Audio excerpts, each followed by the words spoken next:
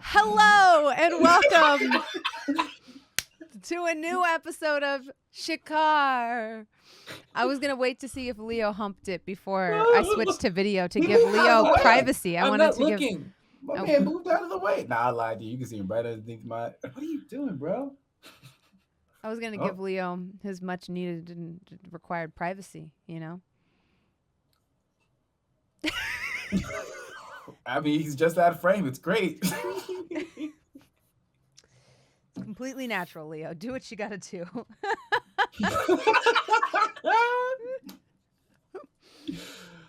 Hello and welcome to a new... Like, stops and just breathes like... That just makes it awkward. Hello and welcome to a new episode of Shikar. We are your Tuesday night crew. So very, very excited to play this game for you. Josephine's not here today, so I took the liberty of putting up this fan art, and unfortunately had to cut off the artist credit from the bottom as well as 75% of the art. But the artist is credited on our fan art reel. And if you have a problem, you know, I could take it down if there's an issue. You know, but I think, you know, it sounded like you were fighting. It does sound like I'm fighting. I apologize for cutting it off, is what I was trying to say. I see. And I feel bad, and I'm divided on whether or not I should take it down. It's just there to let Josephine know she's in our hearts. Oh yeah. Always. In all her characters. Mm-hmm. What's that Phil Collins song? You'll be in my heart. It's literally From Tarzan. Yeah, from Tarzan. That was the level I hated from Kingdom Hearts 1. What? Oh, that it was a good one. jam. Yeah. I got lost God. there for like 3 days. Sliding on the vine. Jasmine, you cannot say Kingdom Hearts with me and Balvin in the same room. Oh, right. Remember? We're going to get Jeanneret or whatever. I like Kingdom Hearts. We'll be Xeno-Norded right to hell or wherever King Mickey sent that one guy. It's a beach, and then we're in Death Stranding. Oh, God. No, why y'all like this? I hate it. I'm Xander. Yes, like introduce Scorpio. yourselves while I'm eating. Go for it, Xander.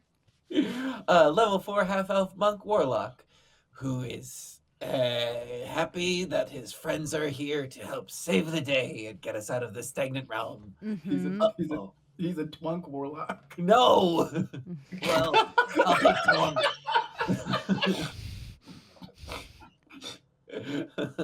Well, now we have to ask, what are Scorpio's, not Xander's, preferences?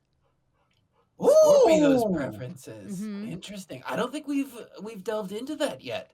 No, this Scorpio is why I'm very lives curious. very much in the moment, and I would consider that maybe a form of pansexuality, and it's just, or maybe even demisexual, where what you're attracted to, you know, after that period of time.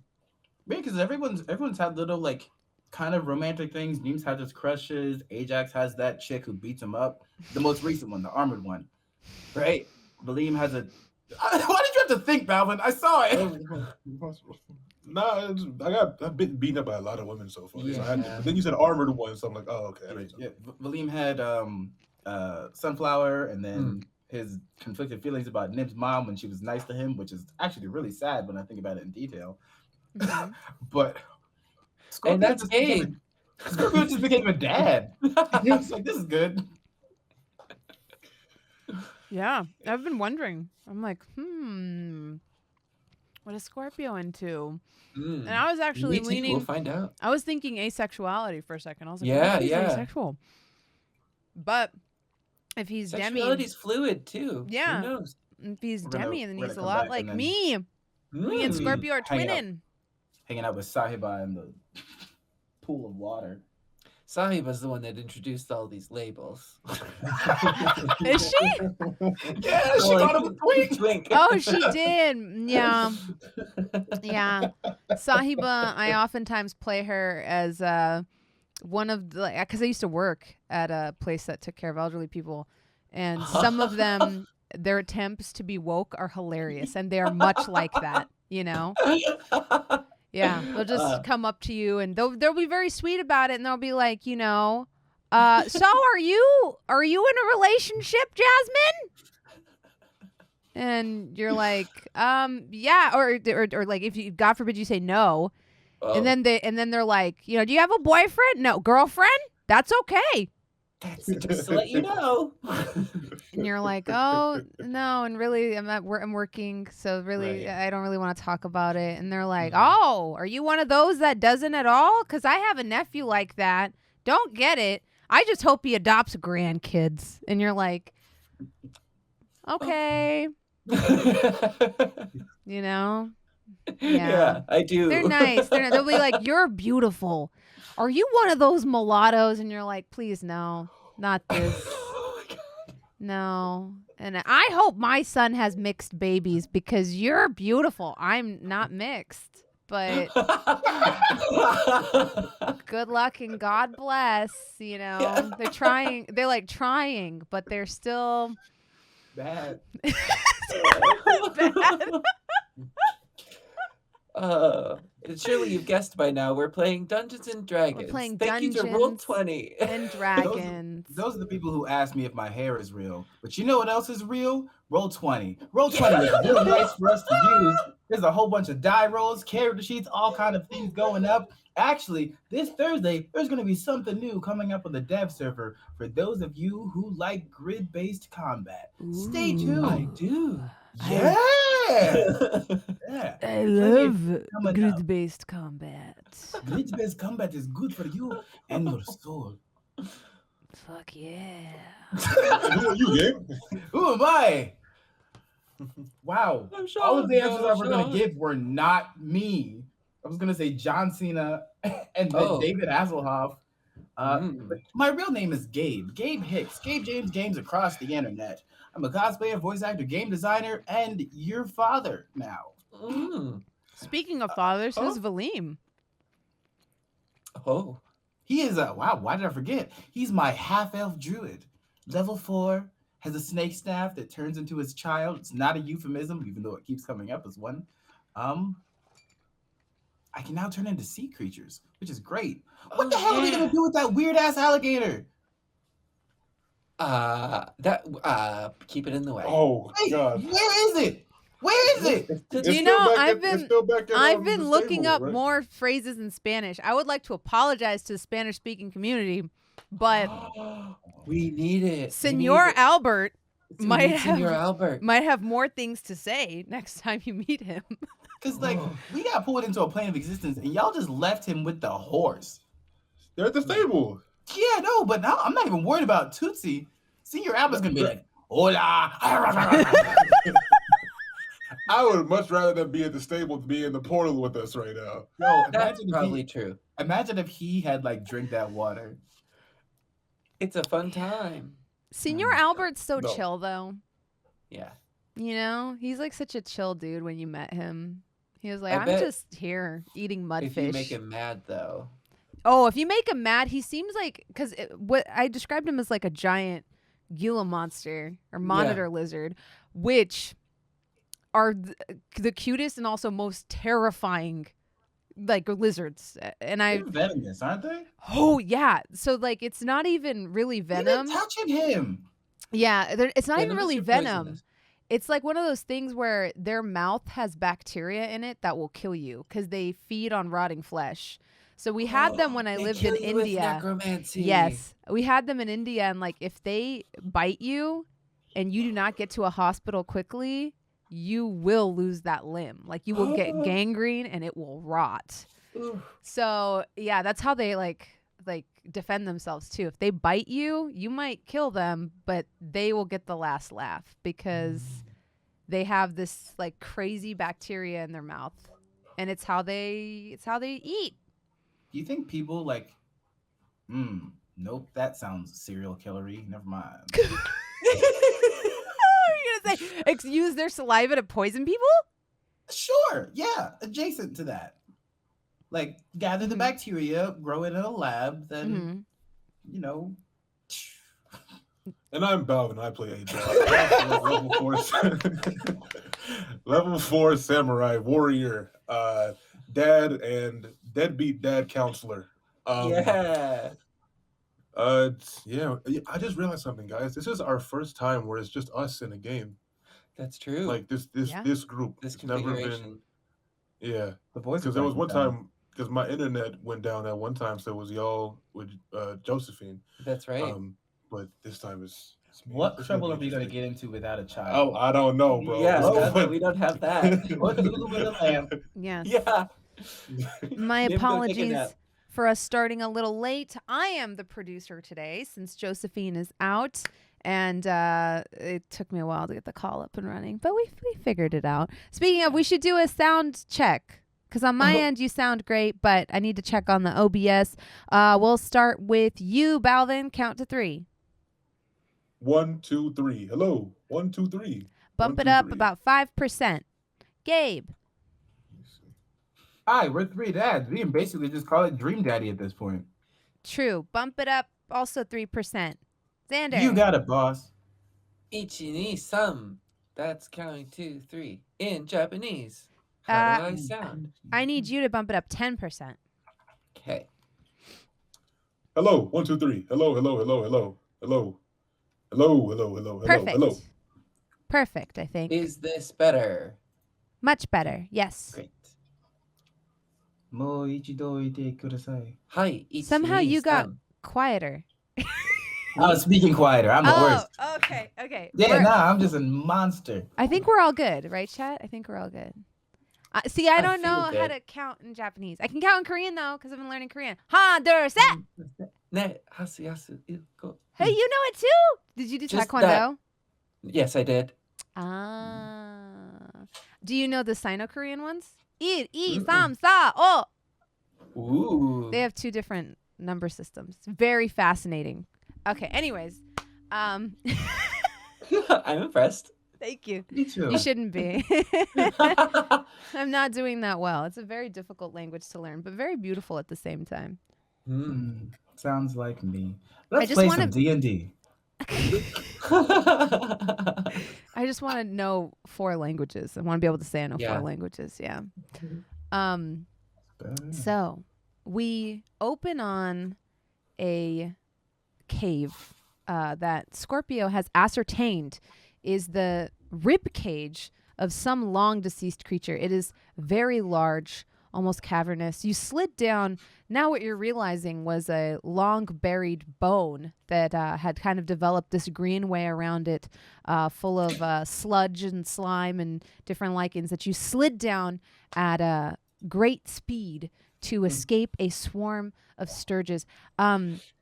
Ajax, it is you that we come upon musing. You know, you're kind of sitting, catching your breath on a rock, talking to Belinda, remembering the events of the day, still hearing the vague humming of these strange, disgusting mosquitoes not far from where you are, but thankfully you think they've lost your trail. You have Lulu sleeping kind of leaning against one knee and Nim on the other. What are Valym and Scorpio doing? Like, what are they close? They are. Valym was thumbing through a book he had recovered, and Scorpio was inspecting the cave for possible dangers. But I believe they are nearby, and feel free to add what you may have done after that. Continuing to search, but resting because Scorpio took some hits. So is it safe to say we're taking a short rest right now? That would be great. Let's do that. Okay, right. I'm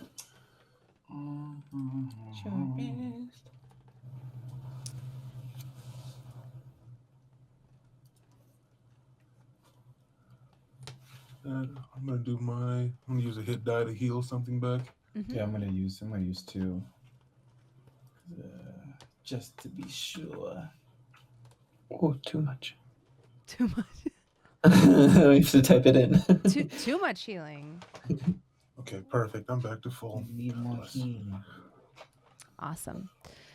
Ajax, as you sit there, you know, you ponder over the events of yesterday, and this is your recap. So you can feel free to talk to Valym and Scorpio about it since they weren't there. Belinda, this is your lead. Even though I know you all hate recapping. We don't hate it. No, It's just nice to no, know no. who's doing it. Fair. I gotta give Oh, you yeah. more of a heads up. No, we're good. That's fine. Valym, Scorpio. Yeah. Uh, a lot happened yesterday, and Yeah, how did you make it in here? And where are we? And while we're talking, if you guys don't mind, I'm gonna have her listen in as well, and I'll bring the sword out.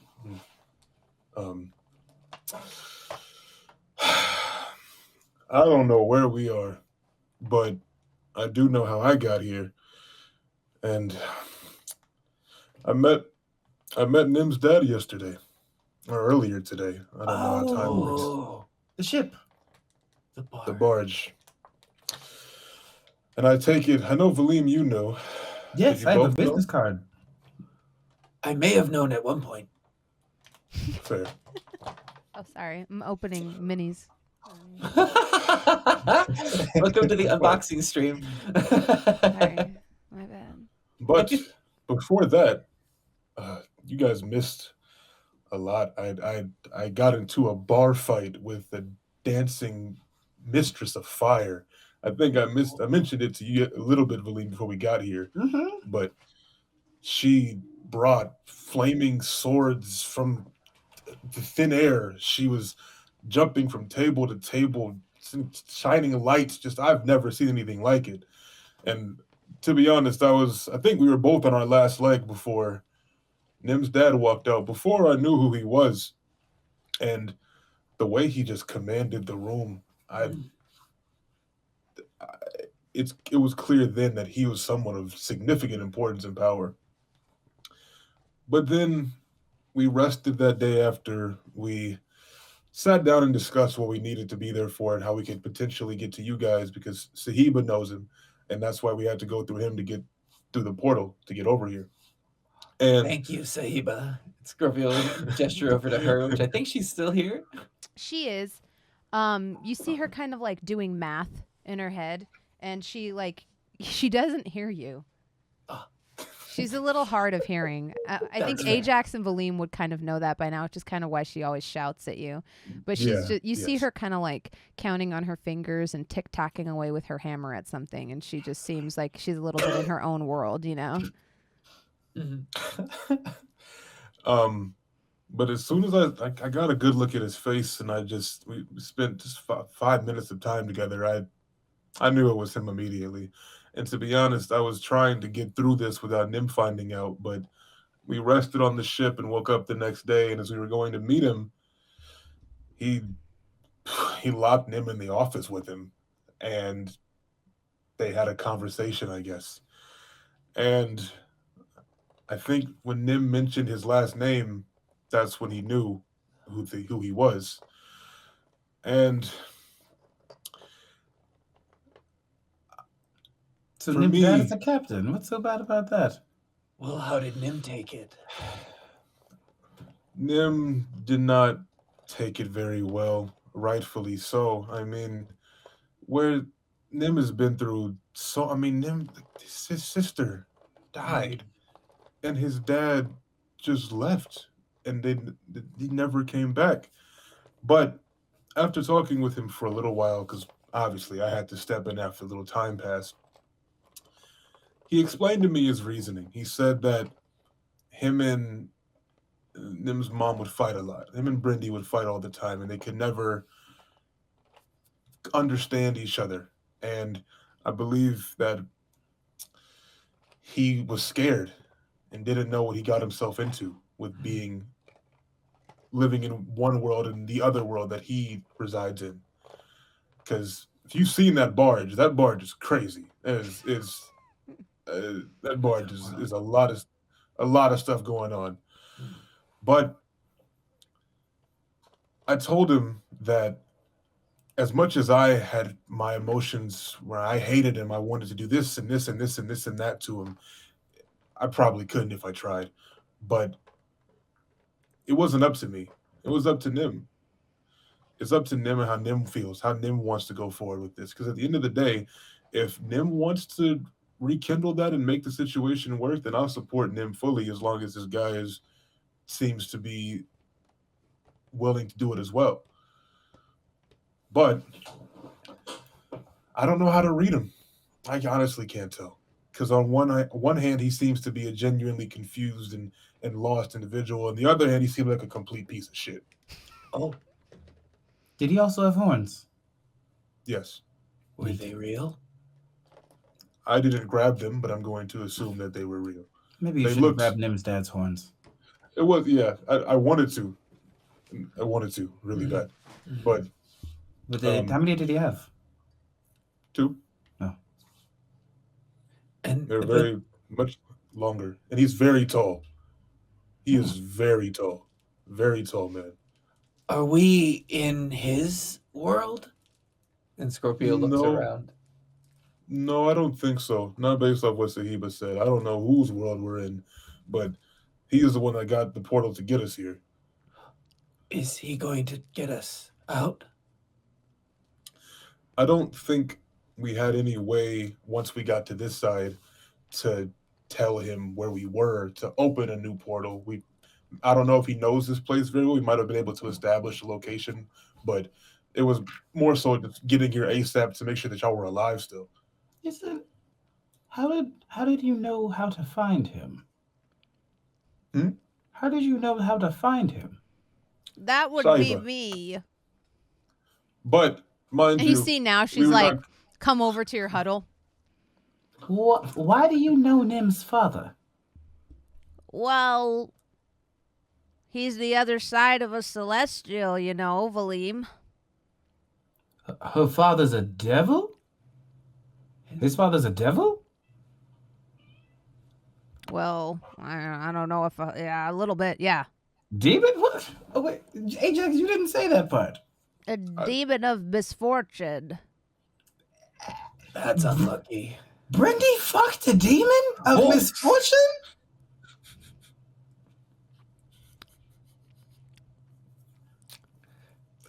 That's unfortunate.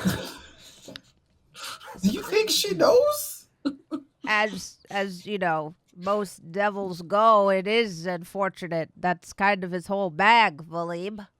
Which part was the misfortune? The pregnancy? The quality? I have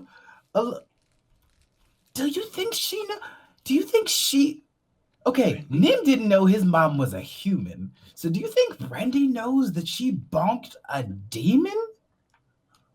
I think they may have talked about it, at least. I hope. They fought all the time? What the hell did they fight about? Oh, these human souls. Oh.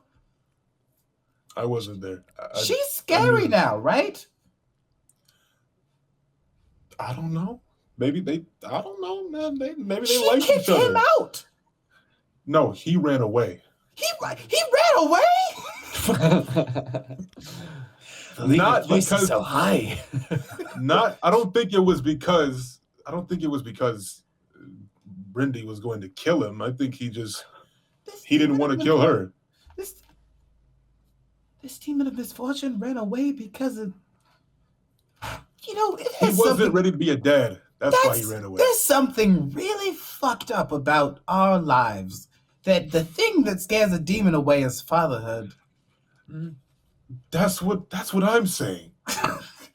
God. And then me, I sat there and had to lecture him about how to be a dad. I've been a dad for like 3 weeks. Well, you know what? If we ever come across a demon, now we know what to do. Daddy. Huh? Father. Daddy. Sorry. Daddy. Oh, and then we're gonna scare him away. Daddy? That's how we beat them. Yes. Okay, I see what you're doing. I don't know if that's gonna work or not. I think they might be a little confused. It worked once. I don't know. It might work on some of those lesser ones, you know, which is kind of what he is. He's a demon of unluckiness, not like, I don't know, death or disease. He had sex with Brendy. Seems pretty lucky to me. Well, anyway, on our side, it was pretty chill. Nothing went terribly wrong. I just did a thorough examination of the environment.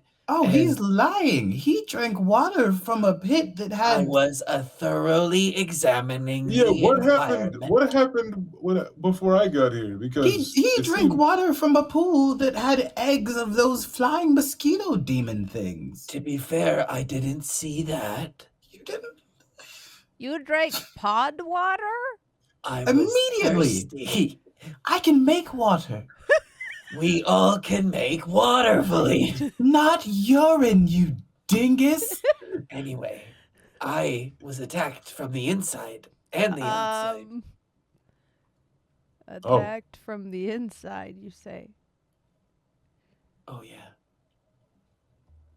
Oh. But also, we found a dead wizard, and they're familiar.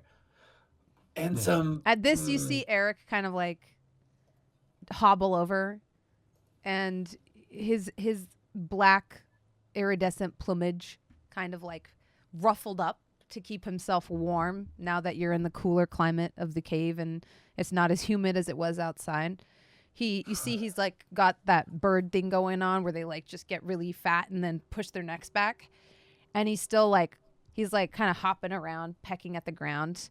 And when you say familiar, he just goes, "Hi, Oh, yep. Yes. is that friend." that's who we're talking about? Okay. Yeah. Yes. And I think the bones of the wizard are here somewhere. Nim was carrying it. I or I wrapped him up. I Mhm. wrapped him up, and then I'll pull out the bundle of bones that is Eric's. When person. you hold it up, you hear Eric say, "Carpenter." Yes, this is Carpenter. So, remind me again why we're carrying those bones. Oh, well, hopefully we can revive Carpenter with Carpenter. the person whose domain this is. We're going to revive him. Well, we found him with a diamond, and this familiar seems to Shiny. be pretty insistent. And you see now he still has the diamond. Yeah. So we were hoping maybe there was a clue in this book that was also on the body. Eric Corpse. is the Oh. best. As he like question. hobbles near I'm the not- book. And to I'm those not of you that very, don't speak bird, he's just like quirking. Quirk! Yeah. Caw! Quirk! So we're gonna revive the dead wizard. Question: I don't know how these things work. Is he gonna grow his skin back, or is he just gonna be a hobble of bones? Good question. Maybe. Do you have a preference? Depends on what the book says. I love this because this is sorry, I have to break the third wall, reader. This is like so funny to me because it's like it's the equal part Ajax question, equal part Balvin is new to D&D question. I know, and that makes it so funny. Well, and like the answer is, well, it depends on how we bring it back. To be honest, because Ajax, like honestly, both are plausible options. Yeah. Whatever Spooky, makes the scary familiar happy. skeleton. Although technically, if he comes back as a skeleton, he probably won't be of his own senses. So we should Maybe. probably do the other one Yeah. If we find that spell. Well, if that's possible. we don't have to have we don't need it. We can't do that. Someone else can. Saiba said that there's someone who owns this, who takes care of this domain that might be able to do it for us. And I feel like we all take a moment of silence Mhm. and slowly turn over to her. You see she's sitting there, she's got like a long rope of that caramel from that store that you went to. Suck her back in town. And she's like eating it. And she stops and she's like, "Oh yeah, I could definitely help." That's my Lulu voice. "Oh yeah, I could definitely help you with that a little bit." Oh wait, you can do it? I think I might be able to. I mean, you can do it. Or we could go to the custodian of this realm. They sound scary. I'd like you first. I'll give it a try. My memory isn't what it used to be. I But know the I'll give it feeling. a try. Yeah, it gets rougher, kiddo. Well, at least I won't remember that. Oh, That. all I remember is that I forget things. You But two have a lot in common. Custodian of this realm isn't I should have. evil per se, just Clarifications are concerning. Well, he's a god of regeneration. Oh, good. And went to war with Oh, the god of death. whoopsie. And he won. The regeneration god? And thus we live in a land where regeneration has run rampant. And sometimes that's a bad thing. The only thing that's dead here is death. Oh. And sometimes when things endure forever, well, it's not my place to interfere. But there's nothing to say he wouldn't help us. I haven't spoken with him in quite some time. How do we go about finding or meeting this individual? And not to put a rush on things, but my thorough examination of the environment produced some unfavorable results in that things are chasing us, which you saw and helped with. Well, we're technically inside of him. This. I'm creature. sorry. You drank his bodily fluids. I did. You did. It's pretty gross. Wait. When you say we're inside of him, do you mean this or all of this? This. And she points to like the rib cage around you. I see. Are we He's alive though. Because death is. She like knocks on the bum. Oh. Just a little worse for the wear. I didn't know they made them so big. Well, can they hear us? Do we talk to them? Is there a head? Well, yeah, we gotta make our way to it. I don't expect it'll be very easy. But rezzing that pile of bones would be light work for somebody like him. But if you give me a crack at that journal, maybe we can peek off someone else's homework. And I hand her the journal and I say, Eric is the best. Do you think Eric was out to defeat death too? The bird? No. Or I'm sorry, carpenter. You see Eric with his wings up doing a dance. Yep. He does it back to you. Friend. Valym. Friend. Yeah. Yes. Eric, friend. He quirks back at you, but then like looks Ajax dead in the eyes and just goes, Caw! And then just goes back to doing his dance with you. Did that sound like a words to me, or was he just cawing at Ajax? Because I don't know which is funnier. He was just screeching. Oh. What you hear on your end is like, wah! Not that far off. Did I do something? I don't know what it is about you that just makes people want to fight so much. Is it my face? Maybe. Stop being handsome. Is that what it is? Oh, well then. Probably.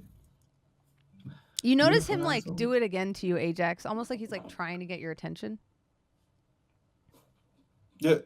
Yes. Can I help you? Hi. He said hi. He said hi? Mm-hmm. Hi. You see him like kind of waddle over to where Nim is laying. I'll walk with them. Yeah. What are you doing? Yeah. What about? Yes. Give me a perception check. Okay. I was about to make a what is Timmy stuck in the well joke, but then it's Nim, and that's a little too little messed up there. Little messed up there, Xander. Yeah. Damn. I mean, I guess they are stuck in the wall if they died there. Oh God. 11. Yeah, with an 11, you notice that Nim is like not asleep, but kind of passed out. Oh. Hey, Nim. Nim barely kind of like responds. You just see his eyes flutter a little bit. Valym, Scorpio, come here. Huh? Did he drink the water? I don't think so. He's like unresponsive. He's not asleep. I don't know. Is he just tired? Maybe. Go ahead and we give do me medicine checks if you have them. Yep. 8. 11. I also rolled 11. Is it the highest as an 11? Yeah. Yes. We're bad at this. You can't really ascertain what's wrong with Nim. And Lulu's in the lamp, right? Yeah, Lulu was in the lamp for most of this journey, actually, I think. Yeah. So it's Nim, Sahiba are the only other 2 people that are with us. Mm-hmm. Okay.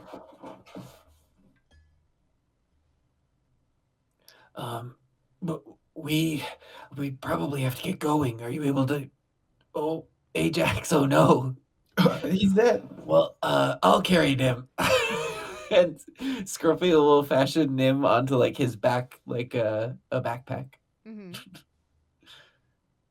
Sahiba, if we could maybe take a look on the way at the book, we should probably try to find the head. As you say this, you notice Sahiba is like kind of poring over the book, and she looks over to Valym and asks for your assistance. She says, "My eyesight isn't exactly what it used to be. What is that an S or is that a snake?" She like holds it up to you. I'll take a look. Go ahead and roll Arcana with Sahiba's sort of help. So she gets to add half her. Hi, welcome back. I hear you. Hi. My browser crashed. Sorry. Damn it, Yeah, Jasmine, you're what have you fine. done to me? Go ahead and add half her modifier to yours, so it'll be a +6. Is that with on top of my Arcana roll? Yeah. Or like I'm using her Arcana, I'm using her 6 instead of my normal number. No, it's on top of yours. Oh, Mhm. 27. Oh, wow. Okay, you rolled Nice. very Yeah. well. I'm just 17 re-adding. plus 4 plus her 6. Trying to re-add Balvin here. Turns out it's a snake. Oh God, get it off the book. Just a very tiny one. Have you on here? Balvin, click the thing. Maybe you have to click it so you can come in. What? I'm already. I can hear clicked you. Everything. Yeah, and I have you added on there. What if I just... That work? No. Sorry, chat. I don't normally produce the show. You're doing great. I feel like... Yeah, my browser randomly crashed. It's weird. Oh. Oh, wait. Hello. Oh, I'm there here. you I see are. Okay, I think it just took a second. Okay.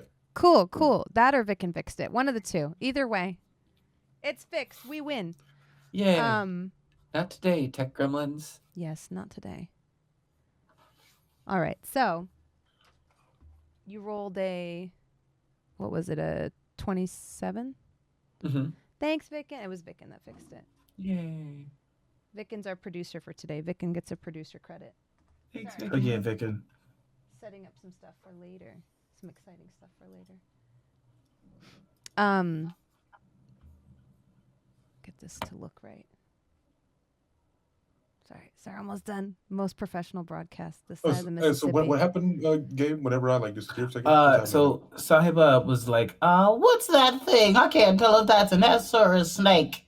And so I'm helping her arcanize what's happening in it. And I rolled 17 plus my bonus of 4. But then I also get part of Sahiba's bonus, so it was a total of 27. Okay, gotcha. Gotcha. We big. I see that. You know what would have been crazy? I almost said, like, tell me, what do your elf eyes see? And then I didn't. Well, it would be only one eye. Which would is that how that works? hilarious. Thank you. Unless I was sarcastic. If so, then it's hurtful. We don't need this for a while. I don't know why I'm doing this now. Reasons. Oh. If you don't know now, you know. It's in case we need it later, because then I'm like always scrambling when the time comes. This is the most sloppily put together episode of this ever. Not in writing, but in execution.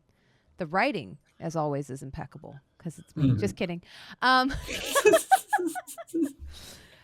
So, with a 27, well, let's see. Let me roll to see what you conjure out of there from my table. Fear. A wizard?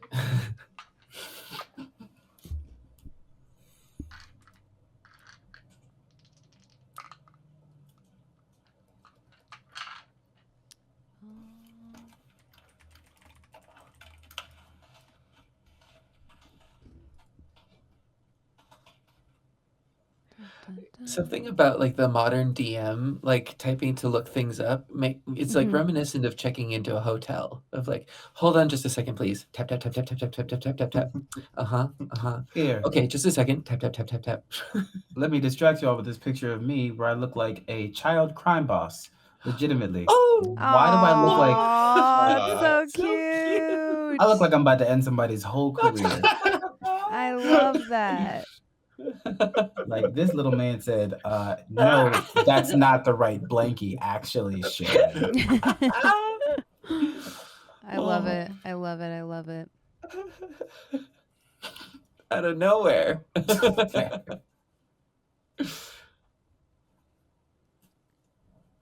All right. So,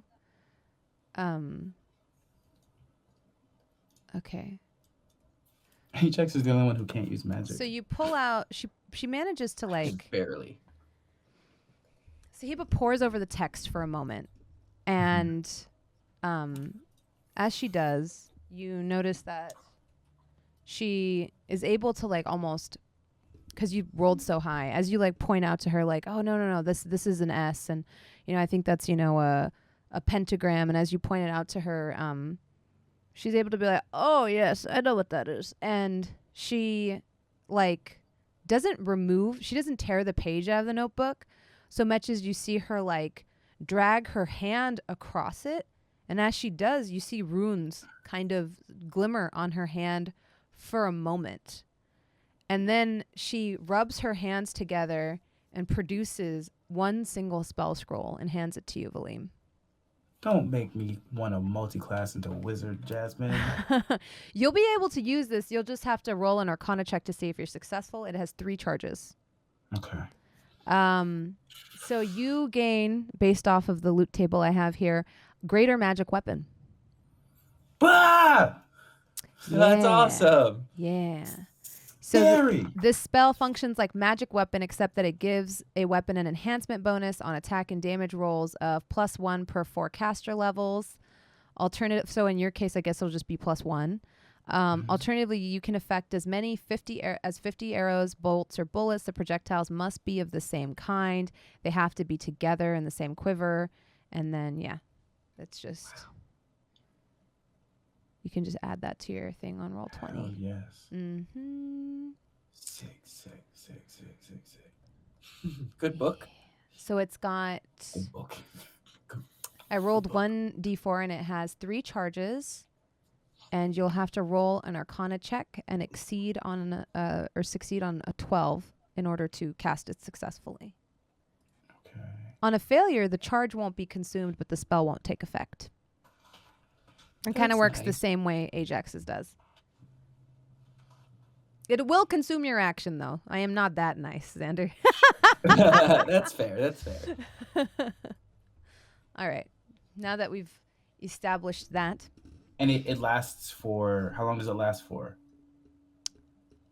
Oh, like the spell effect? Yeah. or does it just turn it into a +1? Let me see. You're the Actually, boss. I Don't didn't look. read that. You're the boss. I think it affects whatever item you have it on, because I think it just takes one standard action. Maybe there's a concentration involved. I was like, so if I cast it on like someone's dagger, does their dagger stay a +1? Oh, Is like there, forever a and ever? permanence Yeah. spell or something?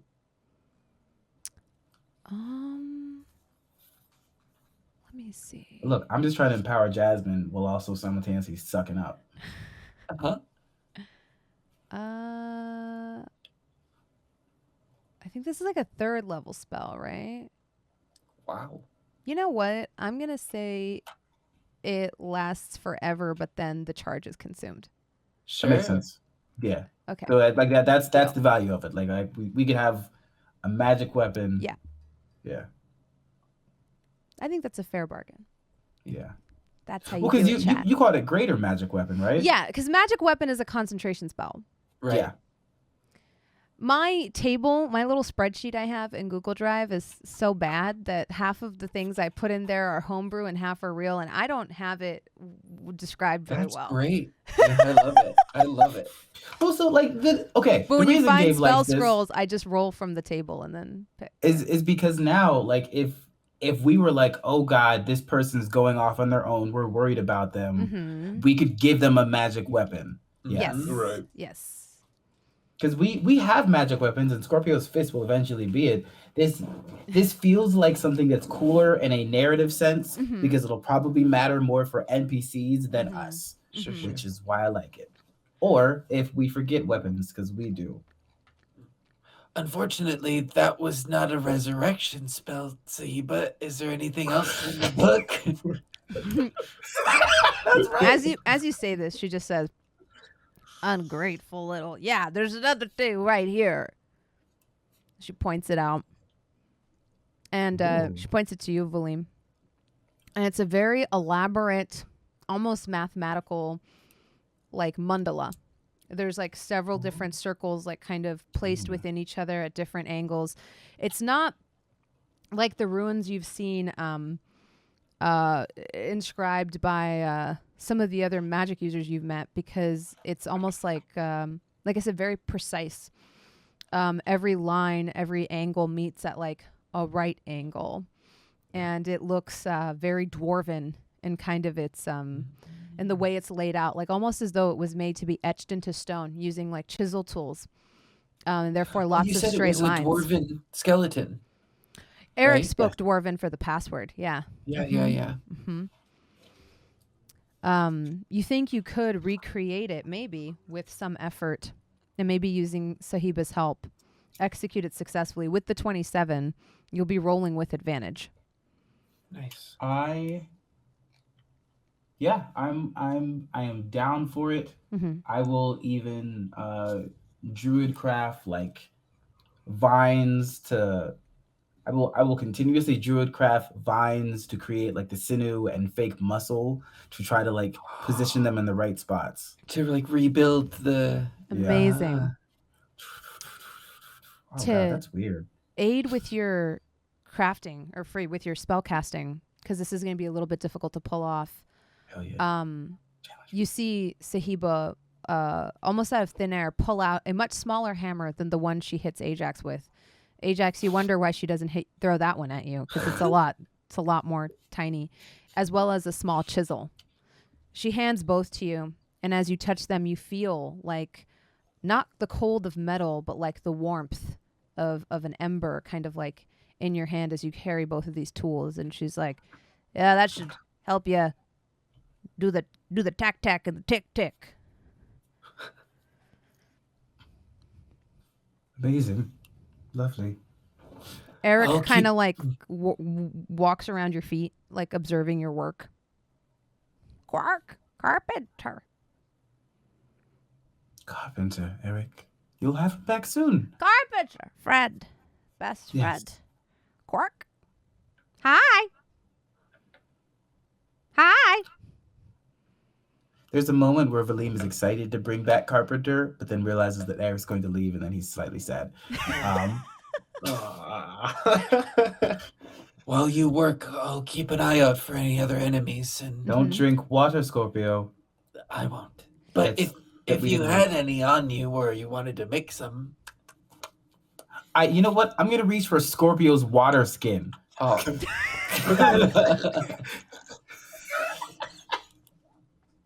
All right. No, I want to mix the flavors.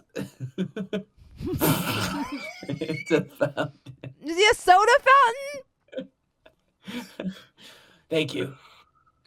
You're welcome. It tastes like Dasani. It's like Dasani. Sponsored. One of these days it's gonna come true. Get at Ajax us. gonna sit next to Nim and just sit by him and wait while Valym's doing his thing. Yeah. Nim Wait, kind isn't of. Ajax chiseling or is Valym chiseling? Valym is chiseling. Valym's chiseling. Ajax Nim stirs a little as you sit down next to him. You notice his cheeks are flushed, and as you sit, he pushes out his forearm a little, and he says, "Ajax, I don't feel so good." Hold up. That bronze girl, everybody. Hold on. That's really good. That's my DM right It's there. like she's here. That's And you That's see him cool. point to like a big bug bite on his forearm. He says, "I think I'm allergic, Ajax." oh, come here, and I'll like bring him in close. As you bring him in close, you notice his skin is like hot to the touch. And he is indeed like running a fever. And it makes you wonder if maybe that's why he was passed out earlier. Yeah. I'm going to. Did you get bit when we were here, or this before? When you ask that question, you notice he's like kind of drifted off again. And you do notice like his cheeks are red. It's showing through the gray of his skin quite a bit. Okay, so I like comfort him and like rest his head, and I'll take out my water skin and like open his mouth while he's sleeping, just like pour water in very gently. Yeah. And I ask whenever Sahib or Valym are done doing what they're doing, to come over and look and see what they think, because Josephine isn't here, so they're not going to be able to do anything. But I understand that you've got to make every but reasonable effort. Yes. If they know, they don't have to fix. Yeah, I know. No, but do they know what's going on? Yeah, I got you, Balvin. Mm-hmm. Valym, go ahead and roll a Arcana check. And this is just mine, right? Yeah, you do get advantage from Sahiba's like oversight and from how well you rolled on the deciphering the wizard notes. 21. Good. All right. As you finish the last,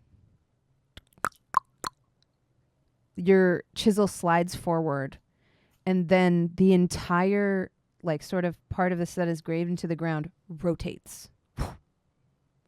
It rotates again with like almost like the grinding of stone. One of the inner circles rotates one direction while the outer discus rotates in the other direction. You see Eric kind of quirking and doing like a happy dance near the edge.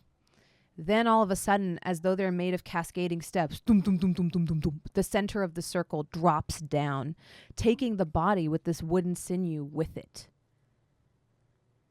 When you look, if you look down into the circle, you see that it's almost become like a swirling mist of gray now. It thooms with like a very gentle rumble. Scorpio, give me a perception check. Oh boy. Yes. But also I fear. 19. You hear something in the darkness ahead. It's not moving towards you, but you wonder if this thooming that is sending these vibrations throughout this rib cage, and they rattle above you, almost like someone's playing a xylophone. You wonder if it has stirred something in the deeps. When you say ahead, this is towards where Sahiba's pointing would be like the head of this creature or where we came from? No, the head of the creature, yeah. It like vibrates almost like a xylophone. Scorpios, while they're entertained, is going to sort of follow that down and see if he can Yeah, for sure. see. Mm-hmm. now the circles rotate the other way, and you hear like the slow grinding of stone as like some machinery is rotating in the deeps and beyond that thick, swirly, opaque mist. And you hear a second boom, and this time the fog very briefly glows not gold but green. And as it does, you see a form kind of rising up as the discs kind of come up and click into place in the ground, kind of forming once again as part of like the floor that you carved them into. The outermost ring comes up, thunk. The second one, thunk. The third one, thunk, thunk. And as the last one comes up, you see the figure come up that you originally had fabricated out of wood. You see the wood is now replaced with flesh, and cloaked in nothing except the mist and the fog of this sort of a resurrection ritual. You see a small form of what looks to be an adolescent dwarf ahead of you. His hair is spread out behind him in a ponytail that has braids in it. It's a beautiful ochre color. And you see these like sort of bright as emerald eyes kind of flitter for a moment as it opens to like with a serious brow and like a strong jaw and a studious face. Meanwhile, Scorpio, give me, as you move forward, give me a stealth check. Okay. Okay, not bad. 17. You're able to creep into the depths ahead undetected.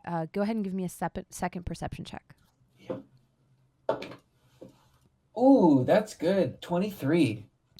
You see two pools ahead of you of some type of viscous fluid, and between them you see a large mound of flesh quiver. And you realize as it slumps forward, kind of outreaching what looks to be a tentacle-esque protrusion, and then in a sickening fashion kind of rolling itself forward, you realize something is coming towards the sound. Okay, all right. And as soon as Scorpio sees that, he's been like running full force forward. He sort of hops on his feet to slow down a little bit and then turns around and runs right back. Okay. There's something coming! As you say this, the individual lying on the floor juts up from the sound and looks over and sees, like, doesn't see you yet, but sees Eric and goes, Eric! And very excitedly, like, grabs him. You see Eric corking. And you notice now that the entire sort of like summoning circle is kind of glittering, a very strange sort of like color and iridescence of Valym, as the diamond that Eric was holding, like its power is absorbed and crushed and absorbed into those runes. You wonder for a moment if the grinding machinations were actually like grinding up this diamond and harnessing its power to generate or sort of like power the spell. The young dwarf grabs Eric and is excited, and Eric corks several times, but then he looks around at all of you, still naked and clothed in nothing but fog, and sitting cross-leggedly, and he says, oh, hello. I gave him traveler clothes out of my backpack. Thank you. He puts them on like hurriedly and like rolls up the cuffs since they're your size and he's a dwarf. He looks like he's kind of wearing his dad's clothes. He can't be older than maybe 21 or 22. Like I said, he looks kind of like an adolescent as far as dwarves go. And his bright green eyes look around at all of you excitedly, like. And then he looks at the rune on the floor and he says, oh, "Did you do this?" We did. Your friend Eric showed us where you were and said that you needed help. Ah, Eric is the best. And you hear Eric go, Eric is the best. Hi, Carpenter. And he like rubs his head against Carpenter's cheek. Oh, I'm indebted to you. And then as this happens, like you see Scorpio come running out of the gloom ahead. Something's coming.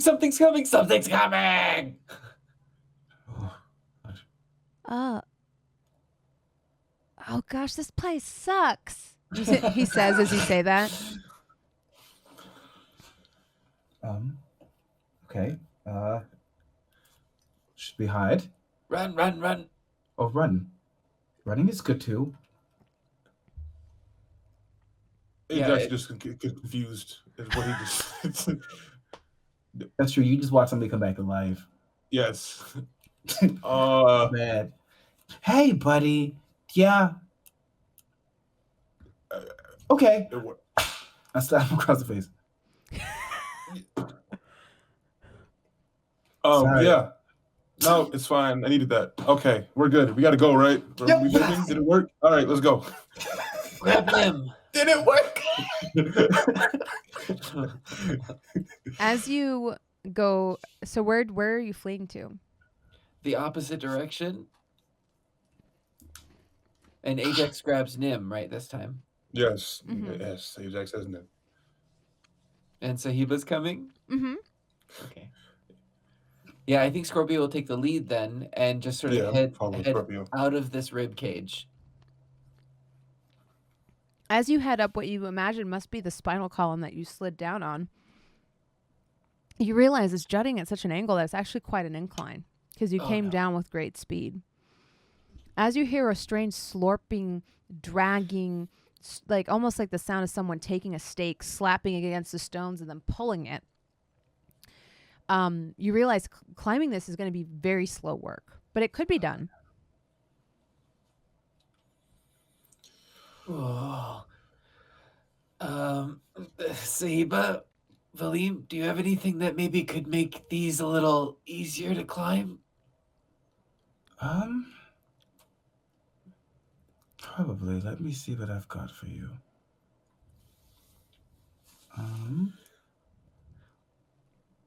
Okay, so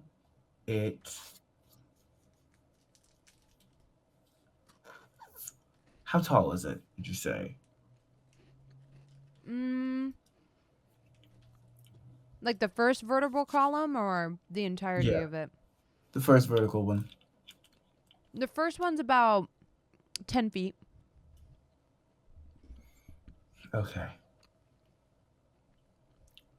Cool. All right, Scorpio, I have an idea. Do you like to fly? Probably. Okay. Come here. Okay. Whatever you need. All right. And when you're ready, and so I went Scorpio to face the incline, and I'm going to stand behind him. Okay. All right. I need you to jump for me. Can you do that? Just jump straight up, okay? Yeah, I can do that. Okay. And when you jump, I'm going to do like I did before and cast Gust of Wind to push him 15 feet away in a direction following the line, and I'm going to aim like upwards towards. Mm-hmm. As Scorpio is being launched in this gust, he sort of has things attached to him that are his equipment and things like that. Mm-hmm. He does have rope on him, so he's going to let loose a bit of rope that will follow behind him. It's being gusted right now, but the hope is once that calms down, it'll drop down behind him. Yeah. Go ahead and give me a sleight of hand check. For Scorpio? Yeah, to see how well you can kind of lasso this rope behind you. 14. You're able to do it. It's a little you're able to like basically get the rope around one of the jutting protrusions from this strange like sort of because this is like a spinal column that's been like covered in dirt and grime over years. Well, I can hold on to the one end of the rope. I'm just letting the other one free. Oh, okay. In that case, give me an acrobatics check or go ahead, do. yeah, to see if you can hold on or find purchase somewhere. Dirty 20. Perfect. So you're able to find your footing. It is a little slippery because you slid down it at great speed, but you're able to find your footing and kind of not slide down too long. You like come down a couple of inches and manage to find a spot, a little nook and cranny for your toes as well as your one of your hands to go into, and you can cast down a rope with the other hand. How far am I from like the exit? You see it ahead of you, and it's about 80 feet out. Oh. Yeah, you slid down about 100 feet. I think you had to do an acrobatics check too to see. Sure. Yeah. because it was like you came down with great speed. As you do this, you see basically Carpenter recover his book from Sahiba, who's holding it. And you see him like holding it aloft in one hand, kind of spin it on one finger, almost like a basketball. And as he does, like it flips through the different pages, and he kind of like grabs one and then kind of like gently like places it on the floor with his palm over it. As he does, the cipher itself just kind of disappears into the ground, and he uses shape stone to like form a wall between you. And as this wall kind of like very slowly rumbles out of the ground, like, grrr, like this groaning sound, as it does, you see the thing around the corner that was pursuing you, Scorpio. I'm gonna just show it on stream. Why not? Oh yeah. This is technically the wrong room, but I'll just put it forward in the camera and just pretend you don't see what's behind it. This is the room Scorpio originally saw it in. Oh, whoops. We probably could have gone in there. Yeah, that's fine. That's fine. There's no wrong answers in D&D. And this is what you see. Ooh, I wish I didn't. Yeah. That's horrifying. This is technically an Elder Brain mini, but for my purposes, it's not that monster. You see a large, like, kind of, it's large for you, but it looks atrophied, almost like a shrunken kind of brain that's been pickled. It has various, like, protrusions coming out of it that at one point you think may have been nerves, as well as the remnants of a sort of necrotized and mummified spinal column being dragged behind it. Part of it's dragged behind of it, but then part of it's in front, and it uses it to hit the ground and then like roll forward on one side. As it does, you feel like a horrifying presence as it comes into the room. You like feel almost a sense of dread psychically inside your brain, Scorpio. It does not feel good. Those of you who look at it as this wall like comes up and kind of blocks it from view are disgusted by that which you see. Carpenter turns around as the wall like finishes its slow construction.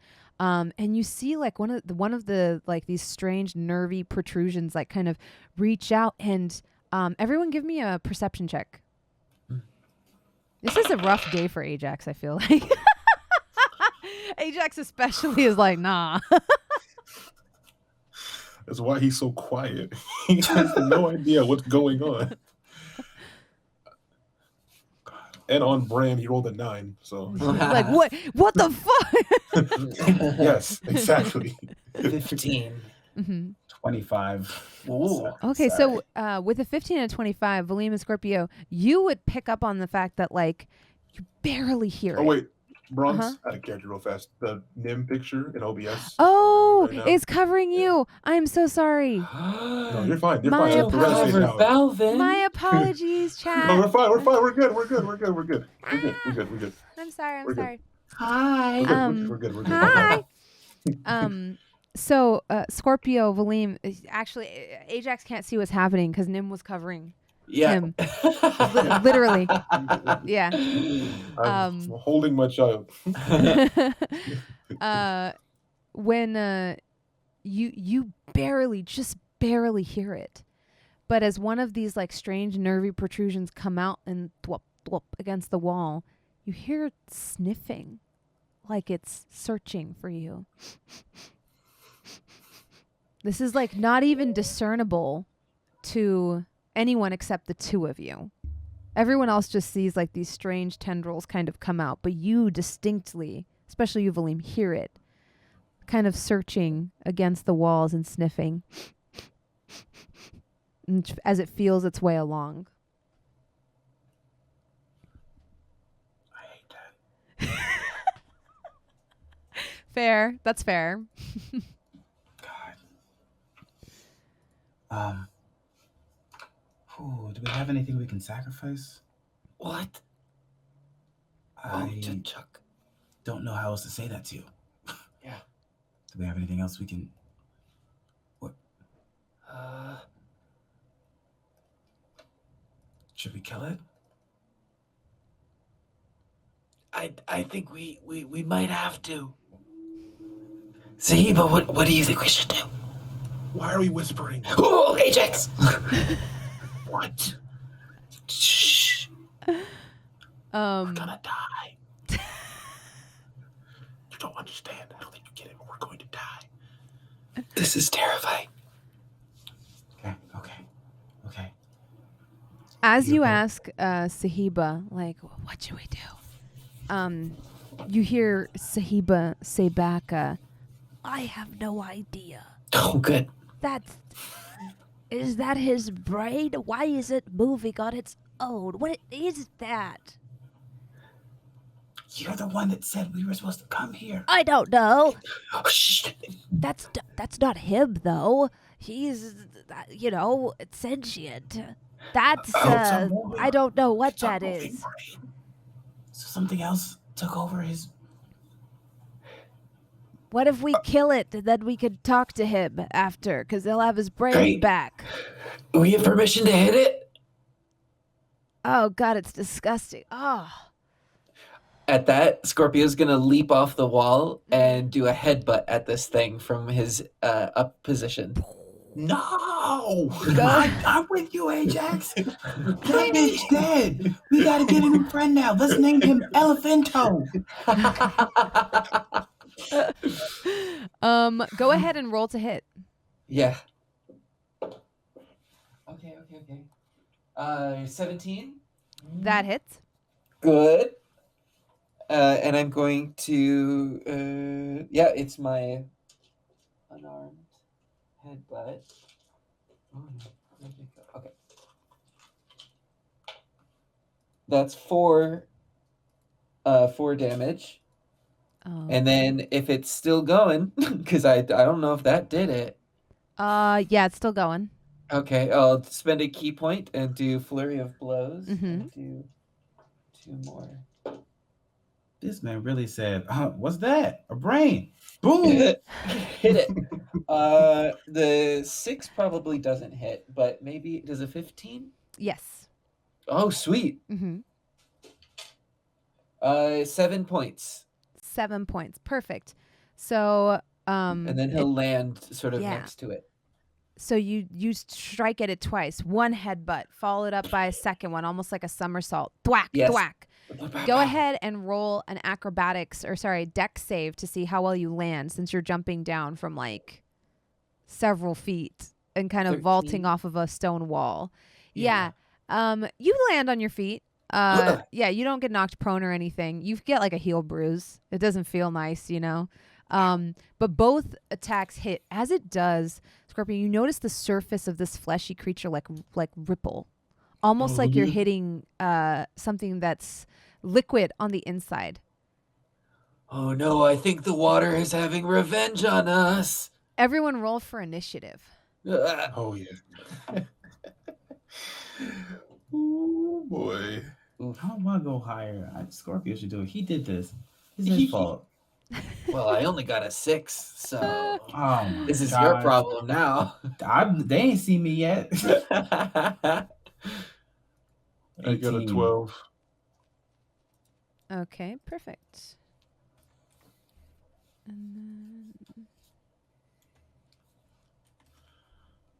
And Scorpio will start wiping the goo off of his head.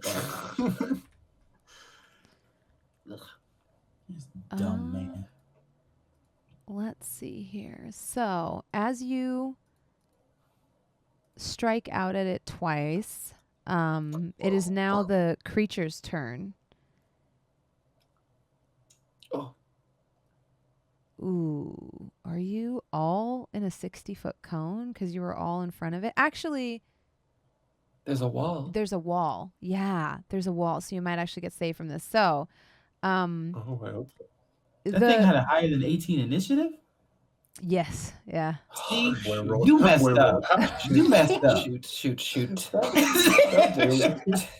As the sloshing liquid underneath this thinly stretched flesh kind of like lets out a ripple, you hear it in your brains almost like a psychic scream emitted from somewhere in front of this thing towards all of you. Like I said, we're not technically in this room, but I'm going to put you all here. Boom, boom. Boom, boom. Most of you are behind a wall. The wall is here, just for clarification. And you, let's see, make a DC 15 intelligence saving throw, Scorpio. Oh boy, I have a -1. Still 18. I rolled a 19. Okay, perfect. So, first of all, you take. Let me roll for this. -1 to intelligence checks for Scorpio really tracks with the character, I think. 6 psychic damage. Yikes! It hurts in your brain. You feel like a migraine coming on. You feel it in the back of your eyes, but you manage to push it aside. And then it is Valym's turn. Okay. I'm literally reading through a bunch of spells and stuff that I have because this thing is trash.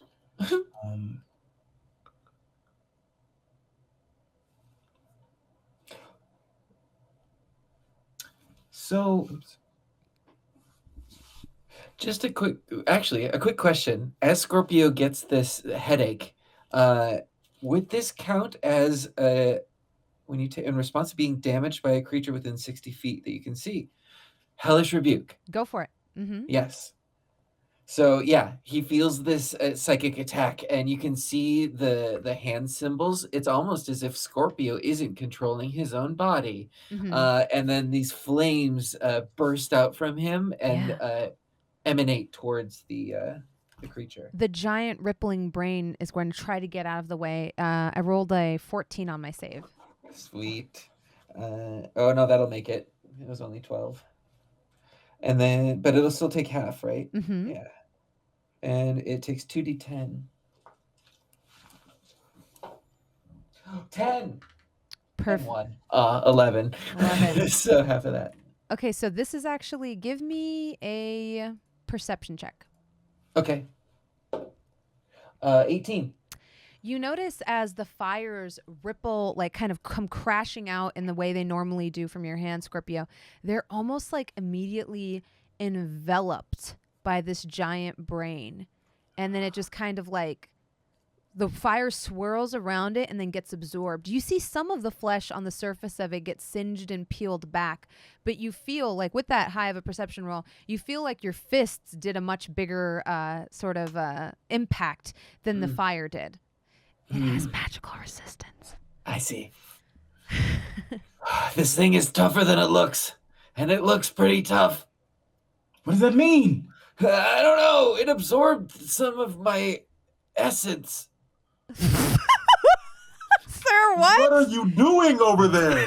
Gabe was really trying to bait you to say that it's resisting your magic, but you made it sound like it was. Scorpio's new to this. Oh my I'm all magic, baby. It didn't seem that the fire did as much damage as I thought it would. That's good enough. That helps. That's reasonable. Because that's a lot of Valym's thing. Yeah. Huh. So I'm next. His essence. Don't make it weird. He said that though. He's gonna die. We have to save him. So the ape has an ability that is throwing a rock. Mm-hmm. Can I throw Ajax? Yes. Will it still do damage? Yeah. Cool. We'll just say that Ajax will take a little bit of damage too, but it won't be the damage you inflict on the monster. If his Can sword I get my sword out? Yeah. Can I get my sword out? And if he throws me? Javelin. Yeah, but I'm going to ask you to use your reaction, if that's fair. Yeah, sure. Okay. I just don't want him to. I just want him to stab. I'm gonna throw him like he's like a dart. Yeah. Perfect. Fastball special. Yeah. So Valym, well, I guess I have to ape shift first. Yeah. What does that look like? Important question, Ajax. Are you going to put Nim down? Yes, he is. He is going to set him down before this happens. Actually, you know what? I'll take Nim.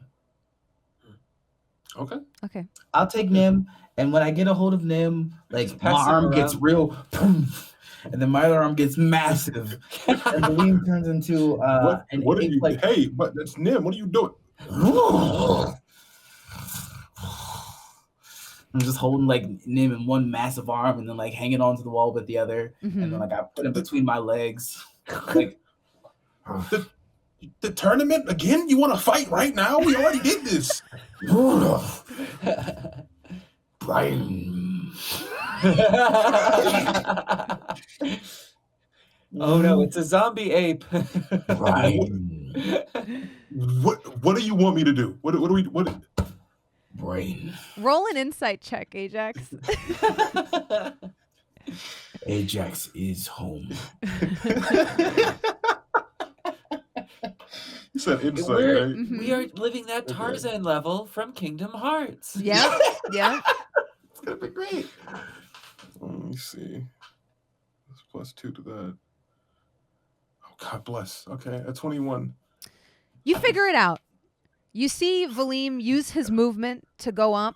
I think grabbing Nim is a trivial action when you're a gorilla. But you use your movement to climb up, and as he like beats his chest and like puts a hand down with a 21 insight, you think he's going to launch you over the wall. Using your reaction, you can get plummeted over there. Oh, and I'm.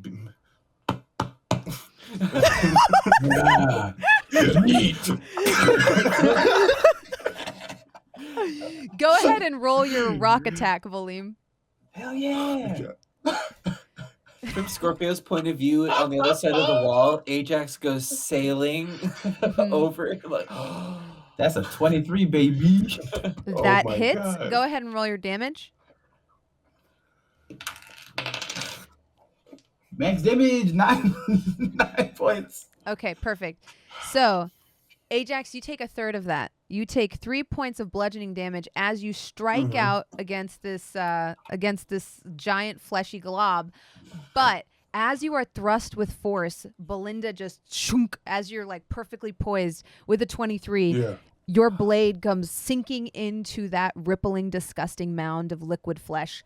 Go ahead and roll your damage. You don't even have to roll to hit. Valym hit for you. Aimed it perfectly. Okay.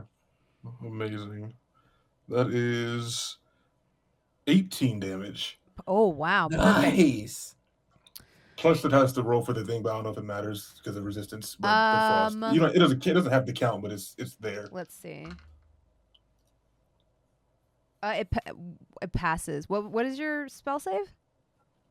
12. Yeah, no, it passes. So, but as your blade comes slinking into the top of this, like right here, so let's actually move you.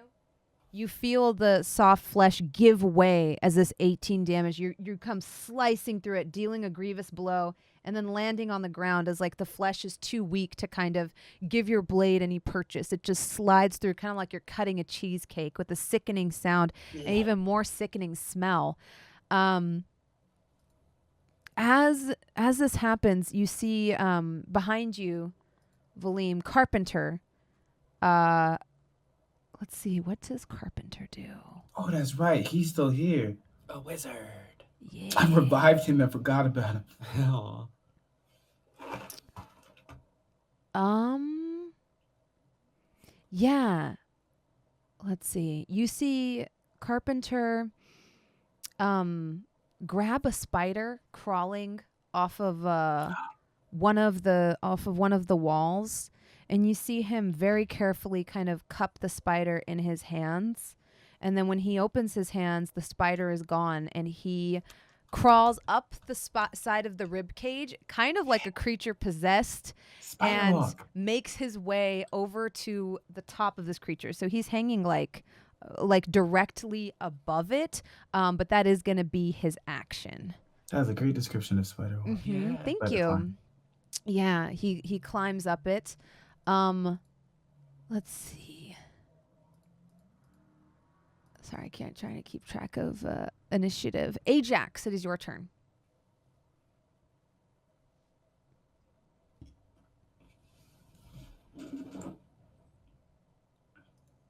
Oh, you're muted. but that was really emotive. I loved it. I saw all of it. So you said, am I hanging on it still? I just go all the way down. Like. Yeah, your feet are touching the ground. Okay. Yeah. I mean, I guess I'm just gonna attack again. Okay. Get it. But I'm gonna use Fighting Spirit as a bonus action. To get temp health and advantage on weapon rolls. Okay. So we do that. 35. Okay. And let me actions. Okay. You gonna roll or what, buddy? There we go. That advantage, please. God bless. 20? It was a whole journey. Advantage, please. 20 hits, yeah. Okay. 8 damage. Perfect. So yeah, you strike out with Belinda once more. You see the blade kind of cut through this flesh like a hot knife through butter. Go ahead or actually, I think I roll to see if it makes it again. And then it is the strange quivering brain's turn. God, second the time. worst goddamn description you could have given. I know. Quivering brain. I'm sorry. It's so gross. I didn't realize I don't like the word quivering, but only in terms of like, because all I'm thinking of is like brain jello. Is this a hyperfixation? What's happening to me right now? That's a nightmare. Our DM is creating a great thing to imagine, and imagination is running wild. I can picture that so thing. gross. I can picture it moving in my mind. Yeah. Like a waterbed.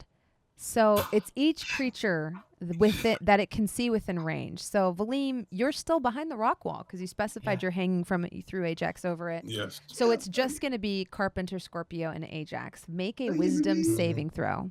Wisdom? Mm-hmm. Maybe I'll throw Sahiba next. She would kill me. No, I don't recommend that. 3. She would kill me. 3? Like, one thing.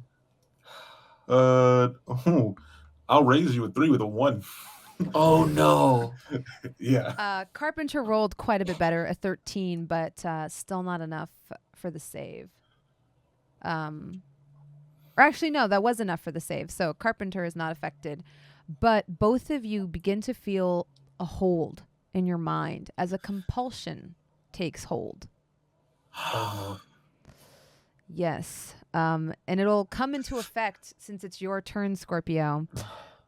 You must move back towards the way that you originally found this creature. You must use your entire movement to move that way. You can still use your action before you move, but you have to move.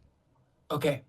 So Scorpio feels this compulsion and starts doing hand signs again.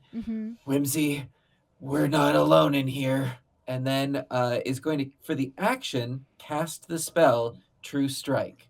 And so this is just to gain advantage for the next attack that I would take against it. Okay. But that's that. And then he takes off running.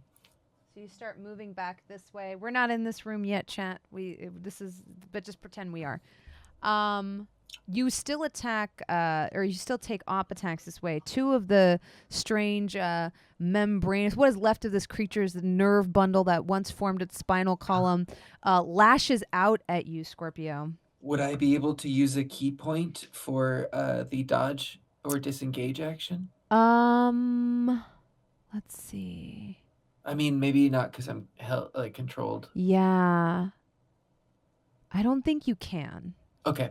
That's fair. It hits you, dealing. Oh wow! I rolled 2 6s. 12 bludgeoning damage. Ow. As the strange as it like kind of wallops the back of your head as you move, stumbling past it. As you do, make another wisdom saving throw to try to end the effect. Okay. You can choose to. I guess you'd. Yeah, I'm assuming you would want to. I would want to. Yeah. 11. You need a 12. Dang. So tough. Yeah, it's pretty This tough. migraine is going to kill me. You hear, or then it's Sahiba's turn. Valym, you see her kind of behind the rock wall, with trying to keep her mount kind of calm. Thara, who slid in and is now like panicking as these like psychic vibrations are starting to chip away at this wall. Wait, would the wall go down with spider climb? Let me see. That's a scary prospect. Oh, if it's concentration. Form any shape that suits your purpose. Stone shape, I think, stays. Yeah, no, actually, yeah, it stays. Yeah. So she's still shielded from like, this thing. And she looks over at you, Valym, and she says, what should I do? Should I take Nim and go for safety? Should I? Toss him.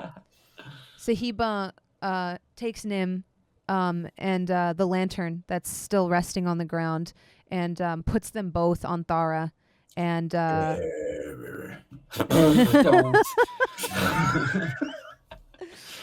and sits on Thara and just kind of like uses Thara to like kind of fly out of the front of the cave since Thara can step on air. Time. Yeah. And tries to get sort of out of the range of this psychic blast. Let's see. After that, we are back at the top of initiative, and it is the creature's turn again because it's in this initiative track twice. Let's see. Wait, I feel like I completely flubbed this spell. Sorry, chat. It's my first time using this. Until this fall ends. You can choose a bonus actions on each of your turns to designate a direction as horizontal to you. Oh, no, I didn't. Okay, we're fine. What is it going to do this time? That is the question. I'm glad it goes first.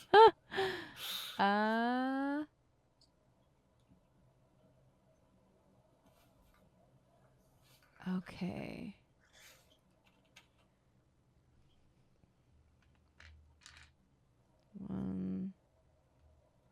I need 5 of these? Oh my gosh. That's a lot of things. Keep count. Okay. Okay. 8. 11. Are we adding it up? them? Yeah. 19. Yeah.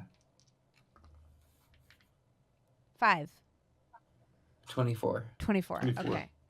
So 24 is how many hit points of creatures it can put to sleep. I don't think that's any of you. Well, current hit points or total hit points? It's current. I think it's current, yeah. That is definitely Scorpio has 8. Well, no, because what's your movement speed? 40. Yeah, so you're out of range. Great. Love that for me. Yeah. How many hit points do you have, Ajax? 30. I haven't been hit by him yet, right? No. No. So I'm at 35 technically. Okay, this is gonna suck for your new NPC that you just rezzed. That's the only one that can be affected by this. Oh no! You Poor see guy. him Sleep clinging. from the ceiling. Yeah, it's gonna hurt. You see him like clinging to the top of the ceiling, kind of readying something to attack this creature and aid you in battle. And then you see Ajax, his eyelids grow heavy. Oh no. And then you see him just begin to fall from the ceiling. I don't think he's going to actually take the movement and take the damage until his turn. That would be logical to me. Sure. Yeah, because it's like their He phone. is It makes Yeah, sense. because that's like his Yeah. movement, but he has started to fall. Does it do anything else? Yes, and then it's going to let out another psychic blast. So go ahead and make an intelligence saving throw, Ajax, and then Is the range further on that? it's just in front of it, so it's not gonna. good. It's still not gonna hit you because you're not in front of it. Perfect. 2. So Not a you smart take 10 psychic damage as you feel this like almost like this shriek inside your brain. Your head feels like you just ate very, very cold ice cream and you had just had your teeth filled at the same time. It just feels like all the nerves in your brain are firing at the same moment. Valym, it is your turn. I want to dive and catch Carpenter. Okay. Nice. As the ape. Mm-hmm. Yep. Go ahead and give me an acrobatics check. Okay. 19. You do it. You manage to catch. He lands in your arms heavily, Dunk. And you're able to catch him. It does take a majority of your movement to get there, since it's about 30 feet, but you managed to make it. Okay. How close is the thing? It's right next to you, since Carpenter was like right here. It's hard to denote because we're on the ceiling, but you're Do I just still have like, my action? Huh? Do I still have my action? Yeah, I would count that as your movement. You can use your action to wake up Carpenter or to attack the beast. Forget Carpenter. I put him on my back like a baby ape, and then I just. All right, roll to hit. So that is a 18 to hit. That hits. Yes. For 7 bludgeoning. Perfect. And then 19 to hit. That also hits. For 9 bludgeoning. You see the flesh underneath your fists begin to change colors. As you pummel this thing in, you see liquid start seeping from it as it like kind of almost like becomes concave and stays that way instead of swelling back out into its normal shape. It's almost like you're punching a bean bag that doesn't have a whole lot of beans in it. Every place you punch like Play-Doh, it just kind of, your handprints remain embedded in this like thick, fleshy sort of substance as it quivers every time you hit it with like sickening sort of seismic impacts kind of coming out from your fist marks. From there, we're going to skip Carpenter because he's asleep. Ajax, it is your turn. Ajax, I think you also failed your charm? Yeah, so I'm composed to move, yeah. Okay. What is your movement speed? 30. 30. Okay, so you're just behind. You're just behind Scorpio, and you'll also take an op attack if he hits. Let's see. Does a 16 hit? Yes. All right. It's hard. Well, it rolled max, I think, for me. It did, yeah. Let's see. Didn't roll that well this time. So that's 8 damage, 8 bludgeoning damage as thunk. It hits like sort of it takes a sucker punch at you as you move out of its range, striking you sort of sickeningly in your lower back. Got sucker punched by a head. Yeah, you can actually take an action before you move, though. Okay. Well, technically speaking, I have to hit him because I failed my saving on my sword. So Ajax's brain right now is like pain, anger, and he wants to leave. Mm-hmm. I'm gonna kill you, but I gotta leave. I gotta go. I have to go that way. Something's compelling you to. 22 to hit. That hits. Wow. That is 11 damage. Oh my goodness. Nice. Ajax, as you're like fleeing, you kind of stop dead in your tracks. Your brain is torn in different directions. One direction, Belinda is telling you to slice this thing in half. The other part of your brain is telling you for some unknown reason to flee behind Scorpio into this other room. You almost like absent-mindedly or reflexively strike out with your sword, and as you do, suddenly the urge to go in the next room stops.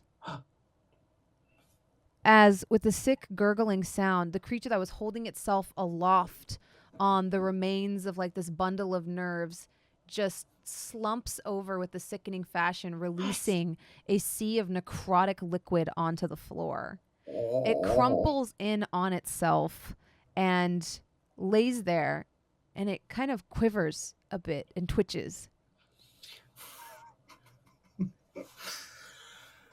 So, seeing that what you just described, Ajax, I still want to go that way. I'm still gonna go this way. Still, Yeah. But yeah, I'm still gonna fall. But Scorpio, hey, Hey, no. Think you're okay. Okay. I'm okay.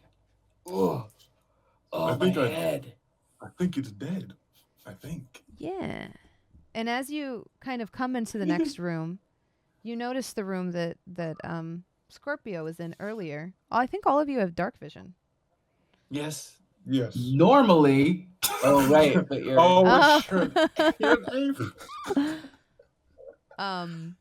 And you see this sort of cavern with two large pools of a strange viscous liquid. And this is where it was. We're going to leave it here because it looks cool.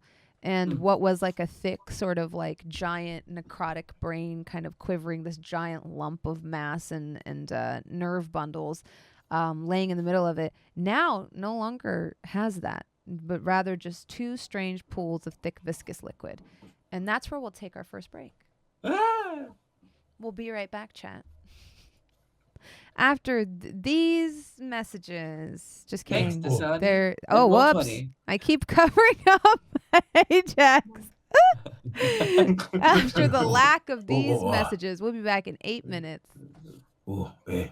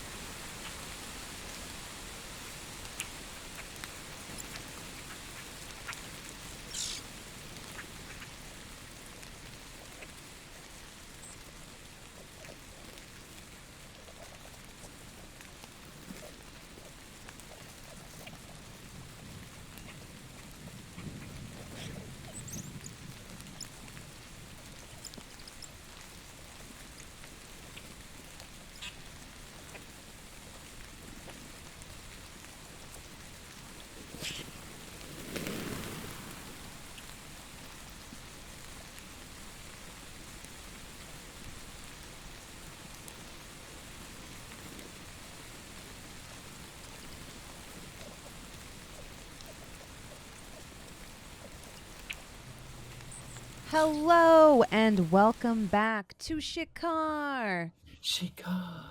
I think that was a smooth transition. I hope it was a smooth transition. So yes, you find yourselves in this strange, drippy, for lack of a better word, sort of grotto with just like a very gentle, like I said, like the sound of like trickling of moisture falling off of stalagmites onto stalactites.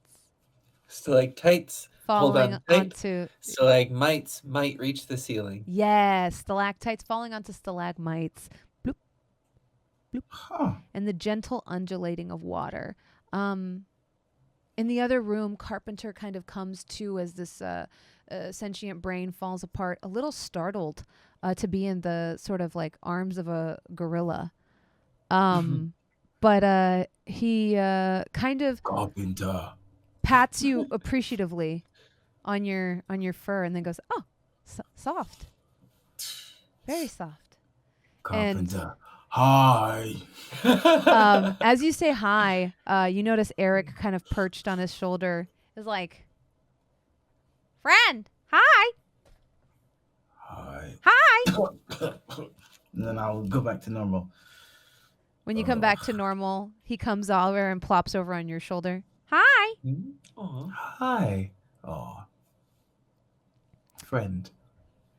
Carpenter, standing several feet shorter than you, is just like, Eric is the best. Eric is the best. We should follow after your friends. Oh, yes. Okay. Who? They're ready to get themselves in trouble.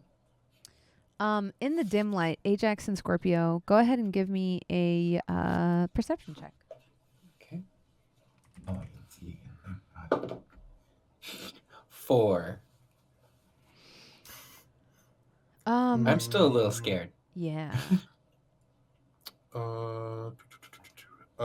17. Yeah, like you're sorry, I had ambience music. As you're like in this cave, you notice with the 17 Ajax something underneath the surface of the water. You wonder if maybe that's why the creature was trying to get you in here. You just know that you should stay away from these pools. You know, there's something in there stirring just underneath the surface. You can tell from the way the ripples kind of move out from the center of the pool and lap at the edges. You also would notice with the 17 actually that you do seem to be in like a sort of cavernous room that at one point could have composed a skull. There are So two beams of light. thirsty. Hey. That water? No good. No. There's something in there. Something bad. Think about it. It wanted us to come in here. Oh, I don't think this is particularly safe, especially that. And now that I think about it, this feels like a face, like a head. Like the rib cage. As you look Yeah. up, Ajax, you do notice two very thin beams of light coming down, barely shining at an awkward angle just past the pools. You think at one point these would have been orbital sockets, but have since been overgrown with vegetation. There is still some light coming through, filtered through, barely touching at the edge of these like sort of two pools of water. What? I don't understand this, Scorpio. I don't know what this is or what's going on. Ugh. But I think we're in this guy's skull. Ooh. Or what once was. I need to rest. Do you happen to have any food with you? Is he sick? I can look around. I didn't pack a lunch bag.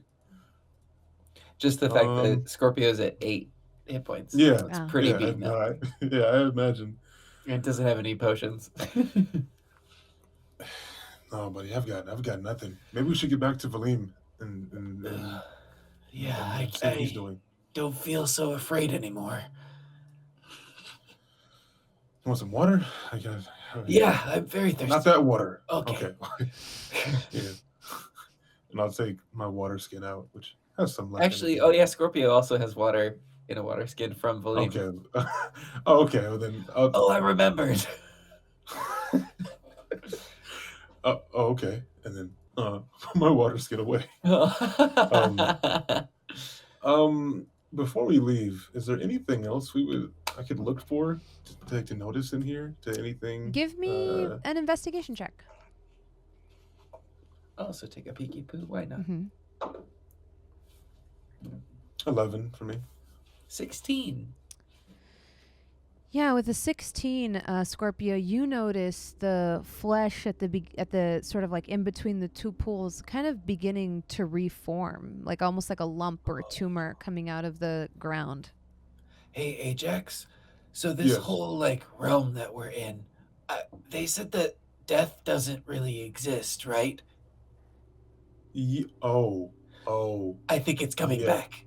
We should probably leave now. It's coming. And Scorpio's doing the exact same run back out of this room that he did before. Mm-hmm. And I'll follow behind him. Yeah. As you like kind of go, do you try to exit out from the way you came, or do you try to find another exit out of this room? I think the goal at the moment is to meet up with everyone. Yeah. Oh, I think the same. yeah, as you're like turning to leave, you see Sahiba, Valym, and Carpenter kind of come into the room. With Nim. With Nim, yeah. Okay. They come to us, or they're going into the room of Valym? The room that you are in, Ajax. Okay. Sahiba comes in, still seated on Thara, and says, "Bad news, kids. Outside's got sturges all over the place. The kid's allergic. We gotta be careful." Double bad news. It might be coming back. Where Sturgis here? You've been here before, right, Sahiba? Was that true?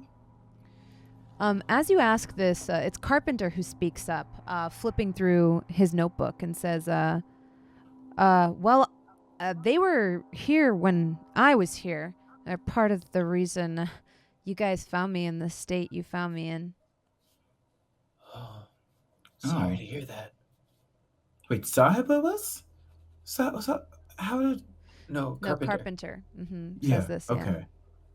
Sahiba says to you, "Yeah, I'm not sure. I don't make it a habit of vacationing here since, that whole ceasefire after the last battle. We just kind of leave this place to its own fate. A little complicated, kiddos." Maybe we can find another way out. This sort of looked like the skull. "Yeah, this is where I was gonna lead you to. There's, I think, an incision on the far side or something I've heard about. When I got stuck here, I was gonna try to talk to him, but, things kind of went the way they did, and I had to, make my escape, sort of." Okay, if we try to look for another way out, maybe we can weaken it before it can fully form or something. While someone finds it. Okay. Everyone give me let's see. So you're like looking for a way out. Give me an investigation check as you look around the perimeter of the skull. I think instead of that, Scorpio's going to take the first watch and will approach the form that's forming. And if it gets too big, his intention is to attack it, to sort of hack it down. Ajax rolled a 10. So did Valym. Ajax is way too distracted by the fact that someone he saw was bones earlier is now walking and talking, and he's kind of just investigating him, not the area. Yeah. He's As you stare Carpenter up and down, he does like talk to you. He's like flipping through his notebook, kind of like absent-mindedly, kind of excitedly, very eager to be alive. And as he flips through his notes, he's just like talking in a constant stream and doesn't realize that you're like looking at him in wonder, but just thinks you're listening. And he's like, yeah, so I went to wizarding school, right? And so while I was up there, I thought for my final thesis, it would be so cool to like maybe travel to this plane, like if I could pull off the spell, which I did, which is a great final project. Oh, and by the way, I won this like competition for like one of my papers, and that's how I got Eric. I was rewarded with Familiar, and I named him after my ex, which at the time he wasn't my ex, but you know, now that that's like done, I actually like it. Like, so in some ways, I kind of reclaimed the name Eric, which is kind of great. Because for a while there, I really hated the name. But you know, it's really hard to name when you have such a cute bird named after that. But anyway, Eric's my Familiar. He can cast some spells, but he's a little old and he's kind of losing it a little, but he's still great. You were and dead. I was. Yeah, that was strange. Yeah. But now I'm not, which is great. So thank you for doing that, you know? Your friend did a really good job with my runes. You know, I wasn't 100% sure those would work. Yeah, that was like a whole thing too. Yeah, I came here thinking maybe I could do some studying on how the ecosystem collapsed in the absence of, you know, sort of cleansing magic. Now, see, I specialize in pyromancy, which sometimes people think is destructive, but really forest fires are sometimes good for the forest, you know? It's interesting how things like that work. I'm sure your druid friend would know. Fire is a natural part of life, but a lot of people don't really seem to understand that about us. So I wanted to study a biome in which things like, you know, fire and sort of resetting had ceased to happen. And look, here we are in a place abundant with necrosis. Stop. Are you confused? Yes. Okay, let me break it down. So there's several different elements to life, right? And slowly break it down. Break it down. Thank you. Have you died before? No, this was my first time. But how? But I have brought people back to life. Well, one time.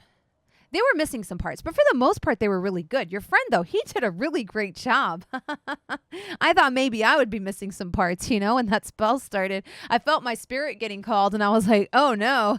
If they resurrect anything like I resurrect, I'm in for a bad time.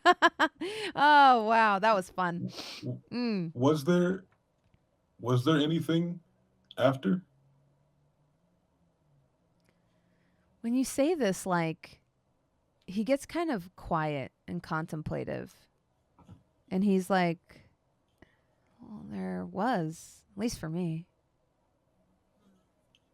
What was it, if you don't mind me asking? What was it like? Well, a great haul with my ancestors. A lot of them were kind of disappointed in me. But a lot of them were excited I was there. I hadn't seen some of them in some time, you know? A lot of them wanted to know why I didn't bring them back and stuff like that. But, you know, that's like a whole complicated thing, too. Diamonds aren't easy to come by. Were you scared? Oh, no.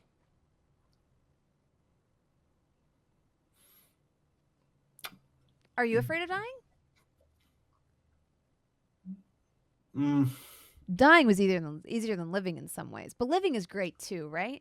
Because when you die, you don't feel pain, you don't feel hunger, but you know, you miss some of the things about being alive, like the people, what it feels like to be cold.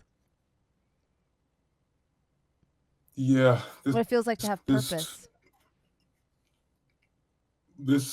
I hear monks don't have that problem, though. Don't you guys just meditate until you cease to exist? That must be pretty cool. I wonder if you can resurrect a monk. Can we try? No, we shouldn't try. Do you have a friend we could try on? Smash cut to Scorpio, like stomping on this thing, like, I think it's coming back. Ah! He's just like squashing it.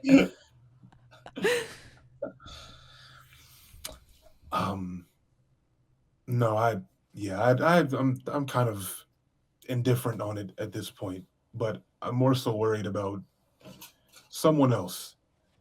You have a friend you want to bring back. Why haven't you brought them back yet? You could probably afford a diamond. You could probably mine a diamond. You look strong. How many push-ups can you do? I bet 30. Wait now. 100. Wait now. What's a reasonable amount for push-ups? You know what? I don't really work out. That's not really my thing. But yeah, I came here and I thought, what happened if I resurrected, the spirit of death? Like, would that set this plane back to normal? Because then I would definitely graduate school with honors. But, turns out you need something stronger than a diamond. So that failed gloriously. So now we must create a new substance. Do you guys know any alchemists? I think so, actually. Kinda, actually. Do we? The dentist? Is that technically? Basically, yeah. Yeah, I feel like I need maybe like a philosopher's stone or something like a philosopher's stone. Your friend seems pretty disturbed there. So, I think I have a spot for this. It seemed resistant to fire, though. Your friend said it was resistant to fire. See, that's a problem for me because as a pyromancer, that's mostly what I do. Hey, when I'm not making pies. Hey. Yeah, what's up? Hey. Yeah.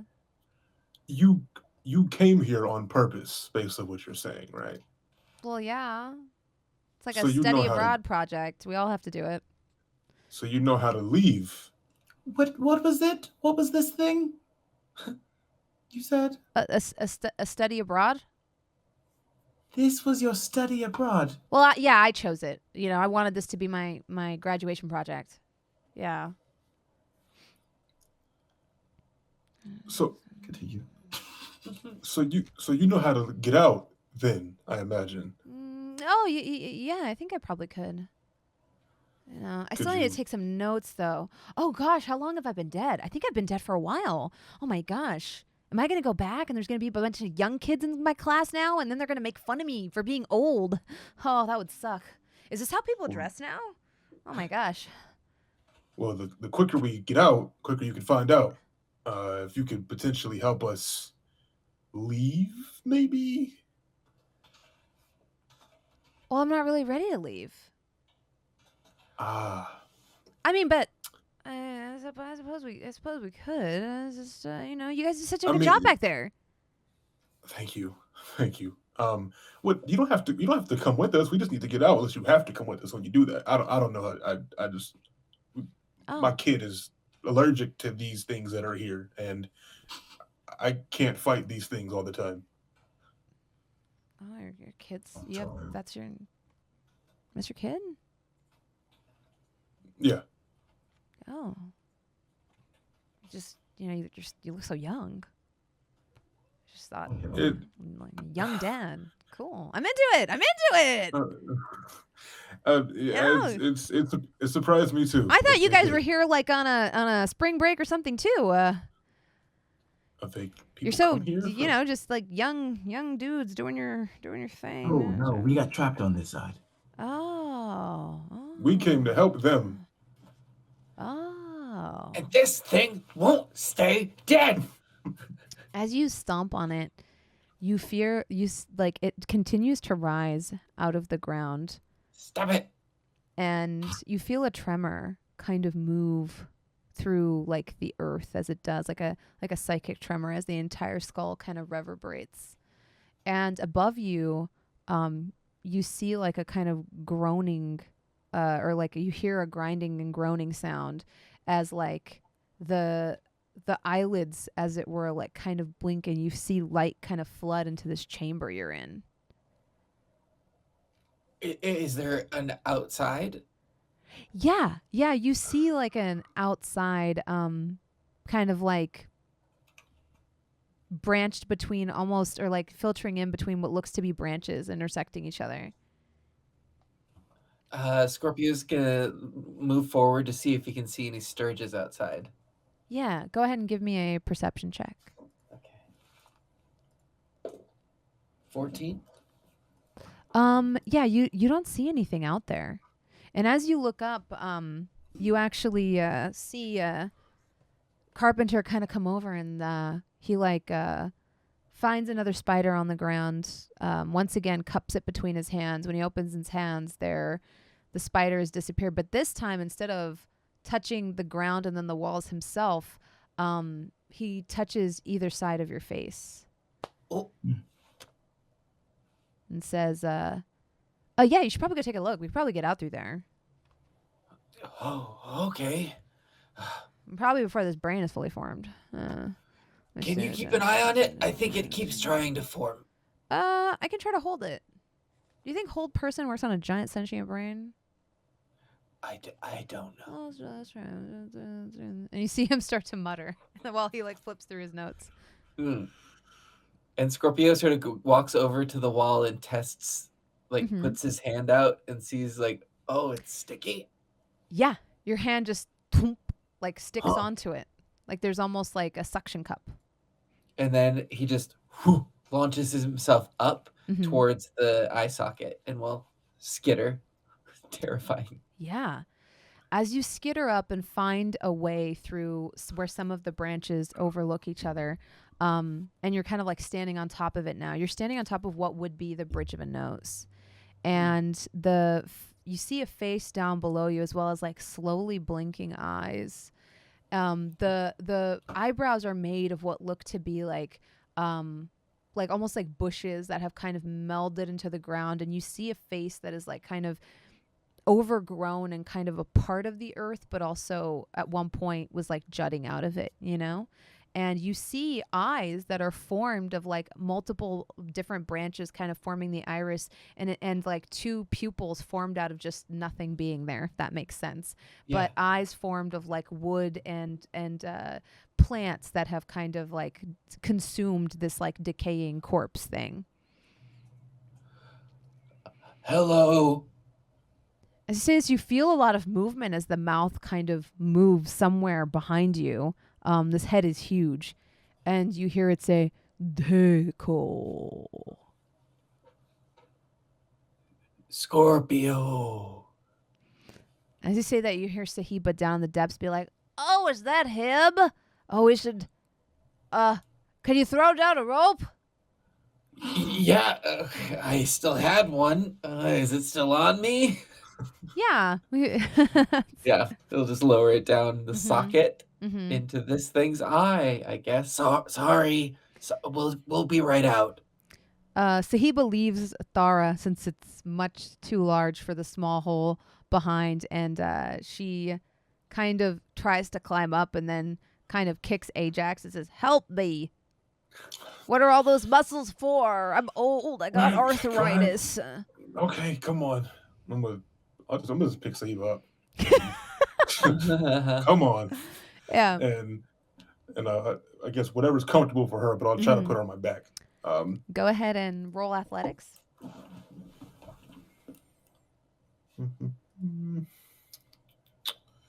Now, is there anything out here I could sort of brace the rope with besides just my body? Because his nose. Okay, my camera disconnect. Oh my god. Oh, hello. I rolled a 7 on my athletics, so that's. You climb up a couple feet and then slide down. Sorry. That might have been me. I got really scared for a second there. It's me. It's just me coming. It's me. Okay. It's yeah. Let's see. I'm trying to think if there's anything that can kind of help you here. Nothing can save these rules. This is just a light. Story dice. Oh, there's so many. Okay, so here's one. So you see, like, while you're standing there waiting, he's getting a little bit low on spell slots, but it's fine. As you're like kind of standing there waiting, you see that like Carpenter has started smoking and then kind of chuckling to himself as you slide halfway down. You see him like blow some smoke into his hands and then kind of snapping it into like what looks to be a feather. He puts the feather in your hair, and as he does, whoop, you turn into gas along with everything you're carrying. Oh. Take That's Nim. up. Oh. I don't know if that would work, Scorpio. I know. So you can begin to float up. We're going up. Yeah, we're going up. We're going up. You see a smoke, like it looks just like Ajax, just made out of smoke, kind of like comes swirling up out of that pupil hole towards you, Scorpio. Better out than in.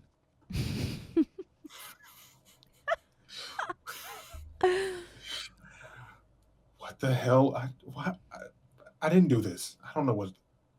You're very talented. I guess. And why are we up here? This leaves behind just Valym and Carpenter. Oh, okay, so Nim and Sahiba came with?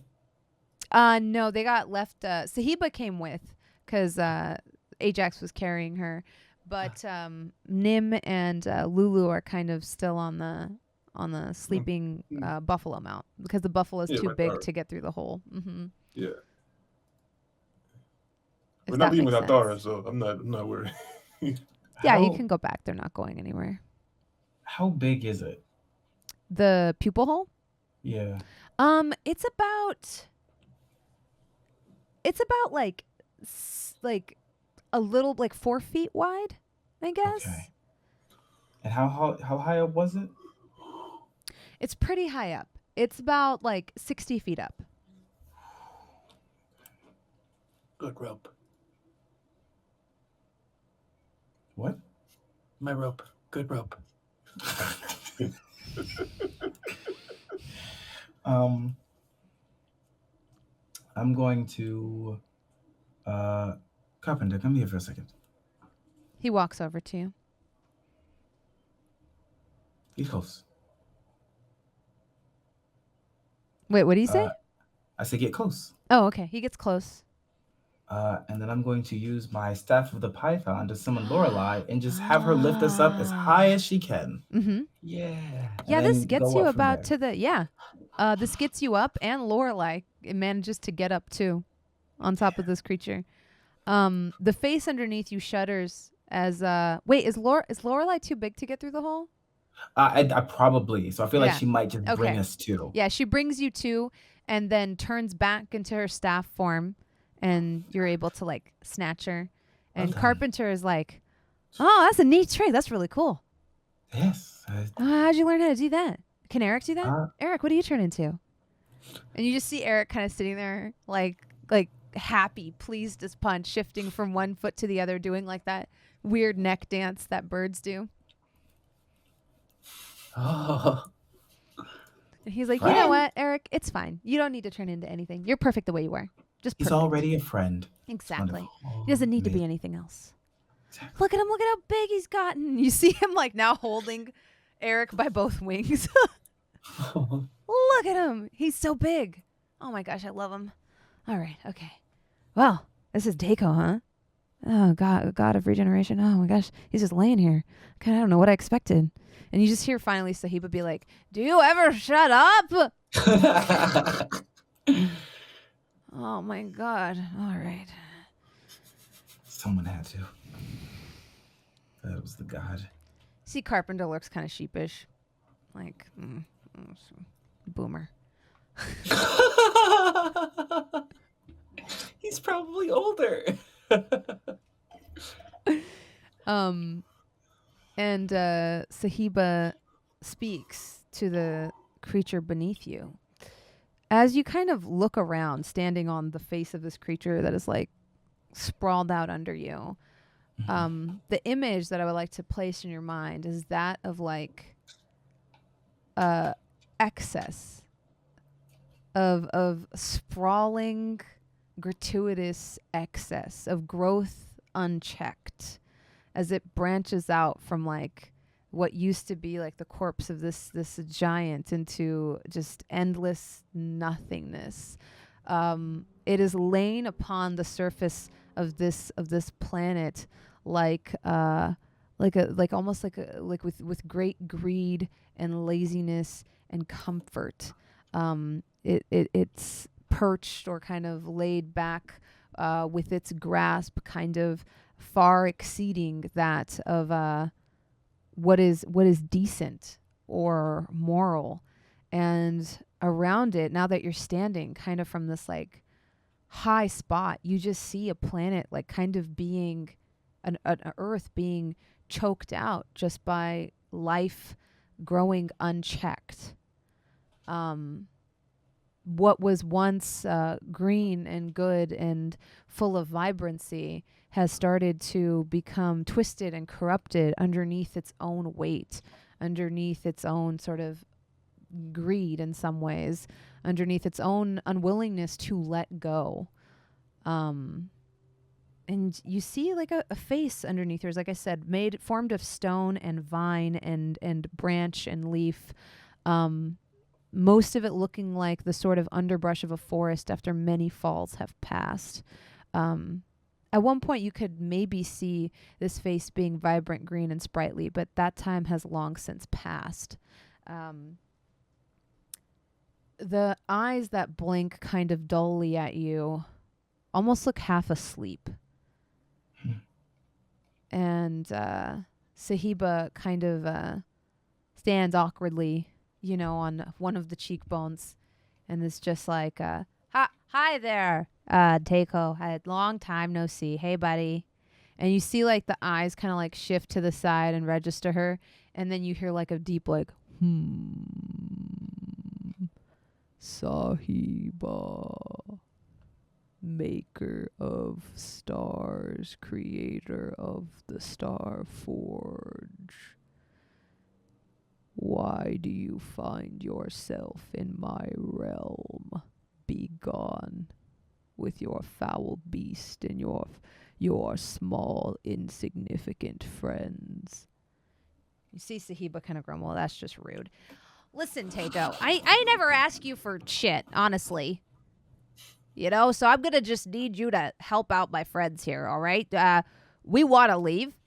And, the easier you make it, the better. Yo, she's straight mom.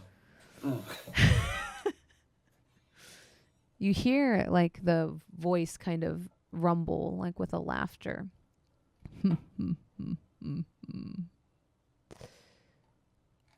And to where will you go? You know damn well. You know damn well where I want to go. Home. And what if I send you somewhere else? For what? For why? Why would you do that? What's wrong with you? And you see her kind of like kick the side of the face.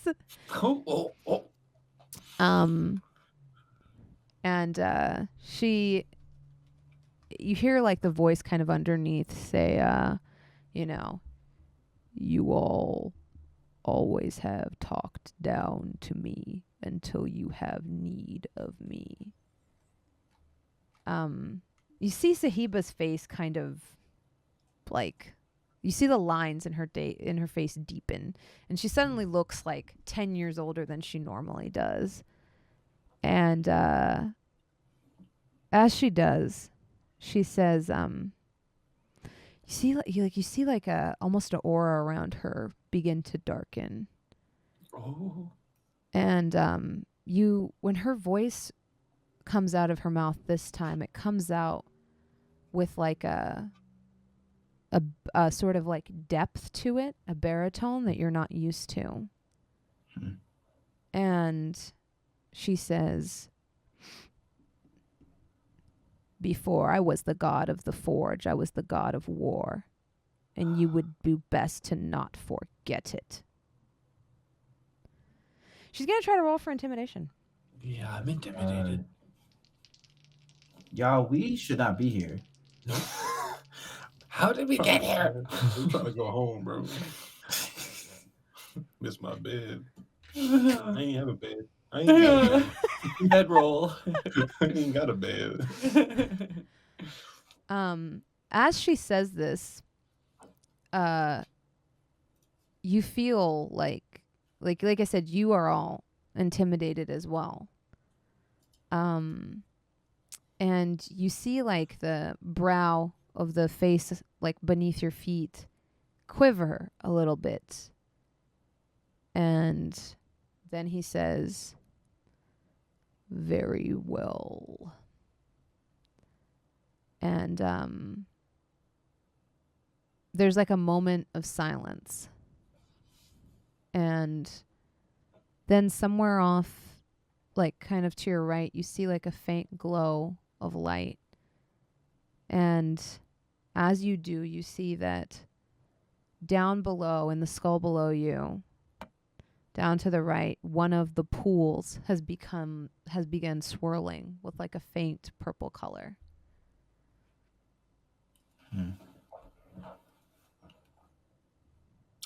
Something's happening. Is that our cue? Is that the exit? I think so. Unfortunately, we're going to have to trust this bozo. There are worse things.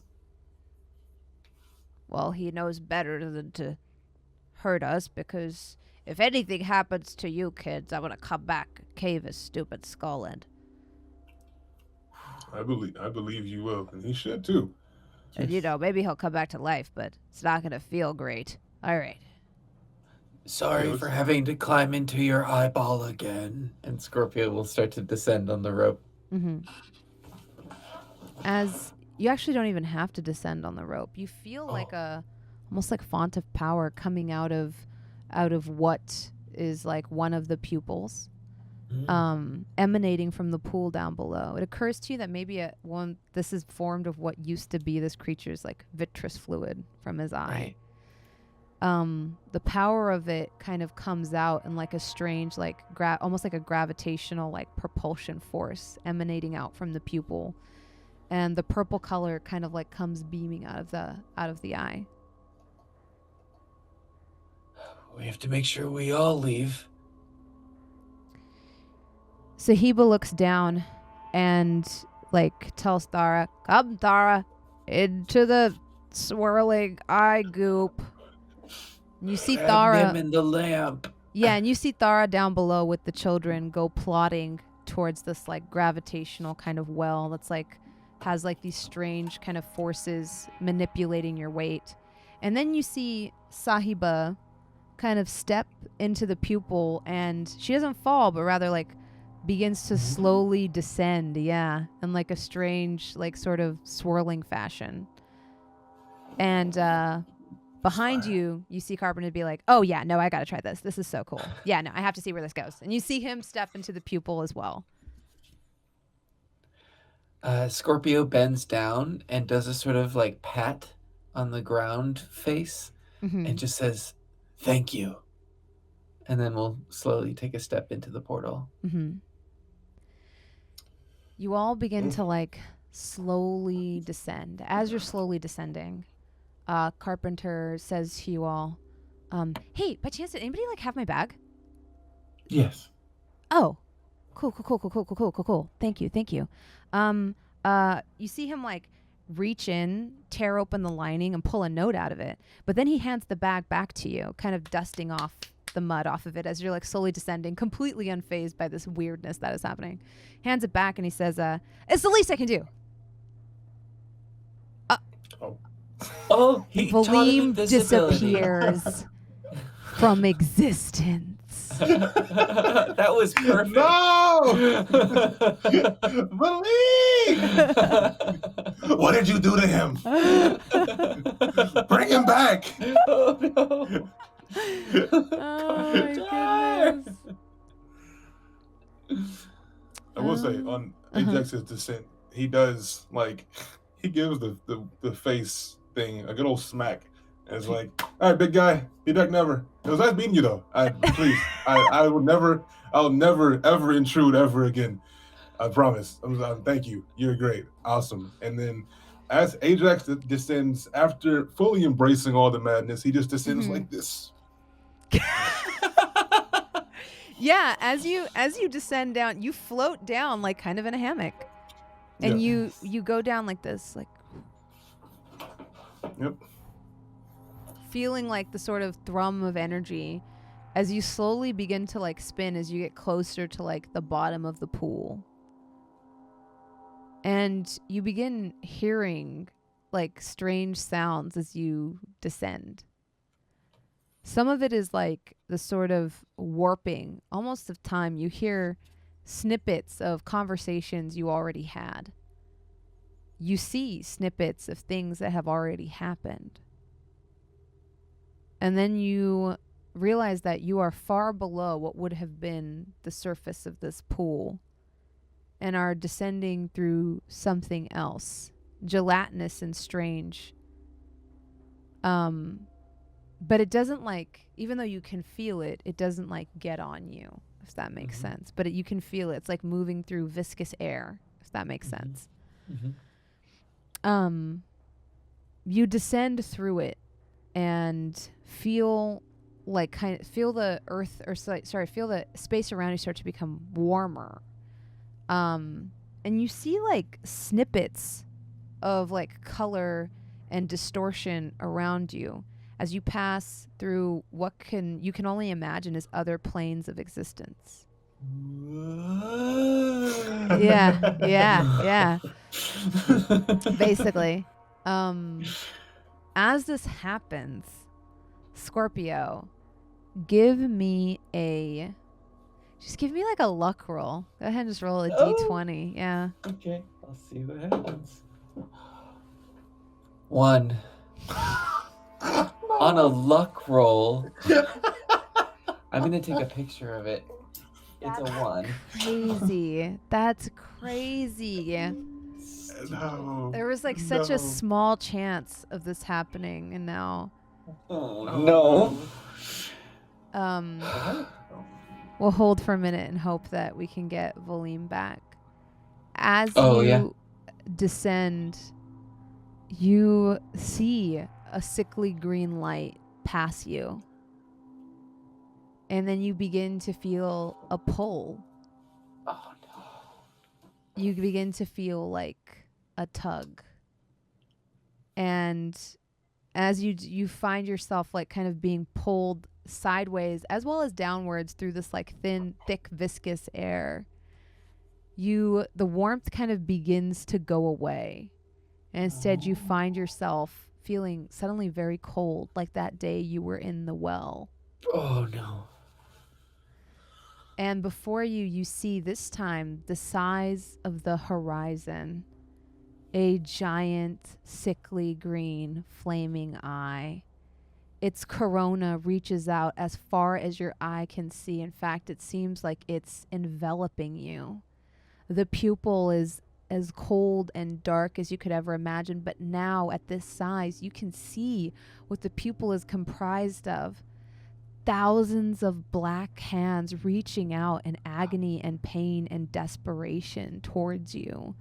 Some of them begging you to come inside, others trying to grasp at you to come out. Oh, no. These ebony hands formed of shadow and despair claw at you, and this giant eye seems to pull you in. You feel the world become smaller, douche, and smaller, douche, and smaller, douche, until it is just you and this inescapable void. The great old one sits before you. This time undimmed in his glory.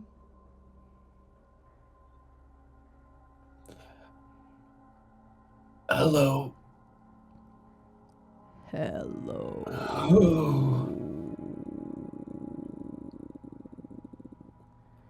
Beneath your feet, you see like an endless black ocean. It's almost, even though it's rippling, it almost looks like it's made of glass. And underneath it, you see octopods, just things you've never seen before, tentacles grasping up at you from the void, touching this glass and then retracting. As you peer into it, you see like a large, sprawled, kraken-esque substance or creature kind of pressing its suckers against the glass. And deep, deep inside where the different appendages meet, you see a maw, multi-toothed, open. As it opens wide enough to engulf you and then closes again.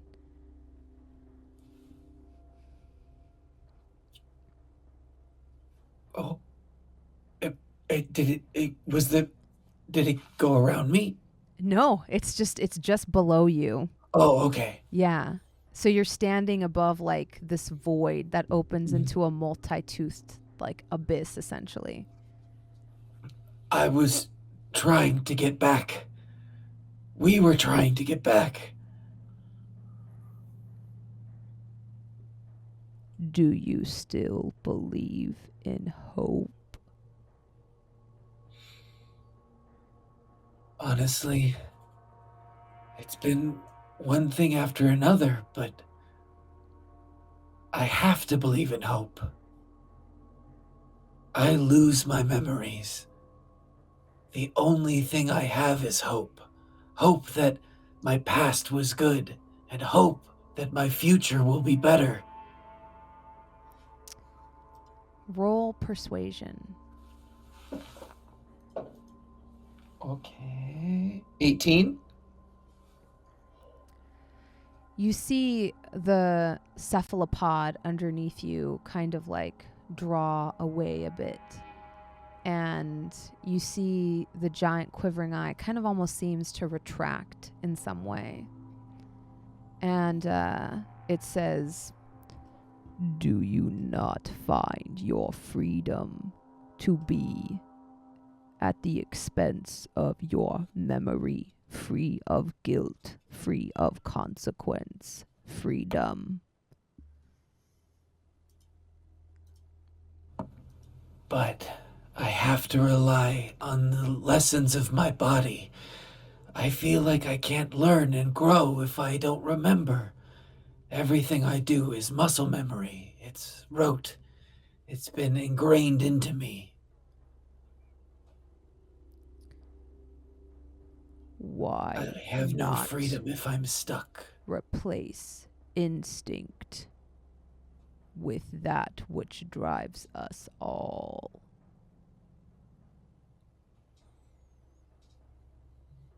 Make a wisdom saving throw. 8. It finishes its sentence. Whimsy. And you see like the maw like open and get closer to you as this creature kind of swirls under you, and you feel like yourself standing on a piece, like a barrier, the sort of consistency of a piece of paper, almost a membrane holding you above an eldritch creature the likes of which you've never seen before. We Also, are Valym's free. back. Oh, Valym Valym's back. infected me with whatever the hell he had. All I heard was he opened up his bag, pulled out a note, dead. Yeah. I'm like, what the fuck did this man do? You didn't miss much. You didn't miss much at all. Don't What worry. was on the note? Dear Allah, you're smiling, you're lying. Got it. Nothing. Nah, bro, we're just chilling, man. Regular D&D. Wait, there we are. The hell Yeah. happened? While you were gone, kind of, and in this like slipstream, since Scorpio was ahead of you, Scorpio rolled a 1 on a luck roll and got kind of popped out in a strange place. You mean like you Merlin from Finding Nemo, my Scorpio? Yeah, out of the jet stream or whatever. Yeah. Bye. We'll cut back to Valym and that note in a moment. But with referencing that creature like as Whimsy underneath Scorpio is just, we have to hold on hope and we can do it together. And you see him slam his forehead into the ground beneath him, cracking the barrier, executing his freedom. Mm-hmm. You plunge through whatever small barrier was holding you aloft and into like this inky void. As you do, the tentacles just immediately close around you, plunging you into this like toothed maw. And Scorpio accepts it. Mm-hmm. As you do, you see flashes of a life that you don't remember. Almost like shattered pieces of glass floating, suspended in space. You see a ship, many-sailed, with a star on a purple banner. You see yourself standing before what looks to be a large group of men, obeying your orders. You see people dying around you, the remnants of a battle. And then, when your head breaks the surface, you find yourself in the bottom of a well.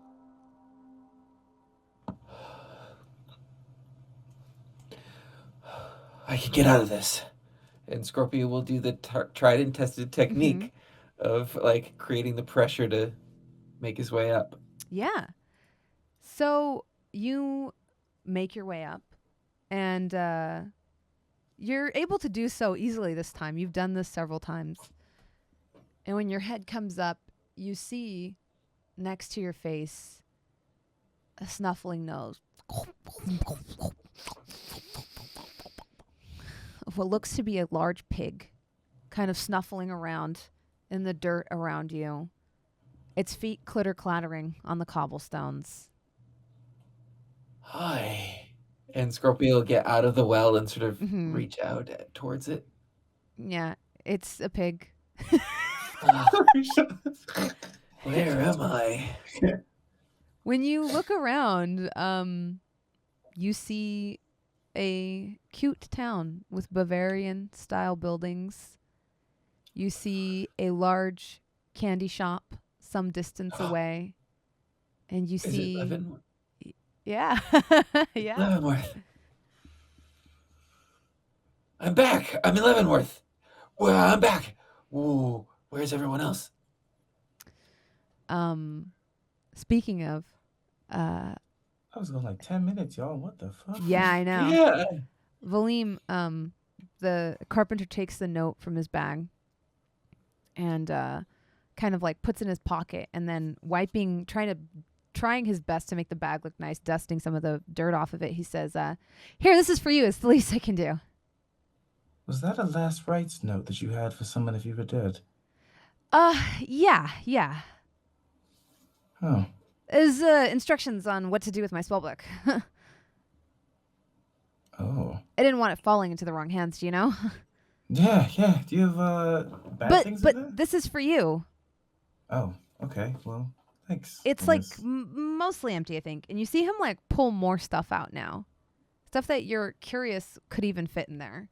Yeah, because that stuff was not in this bag when I looked at it before. Yeah, you see a bust come out and like 2 other things.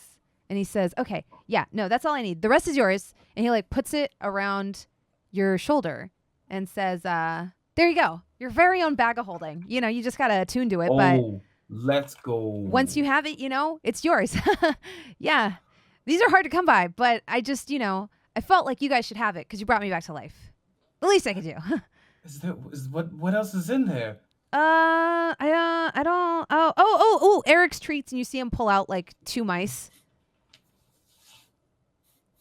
They're like this big. You get like some flashbacks to like the rats you fed and the horrible memories.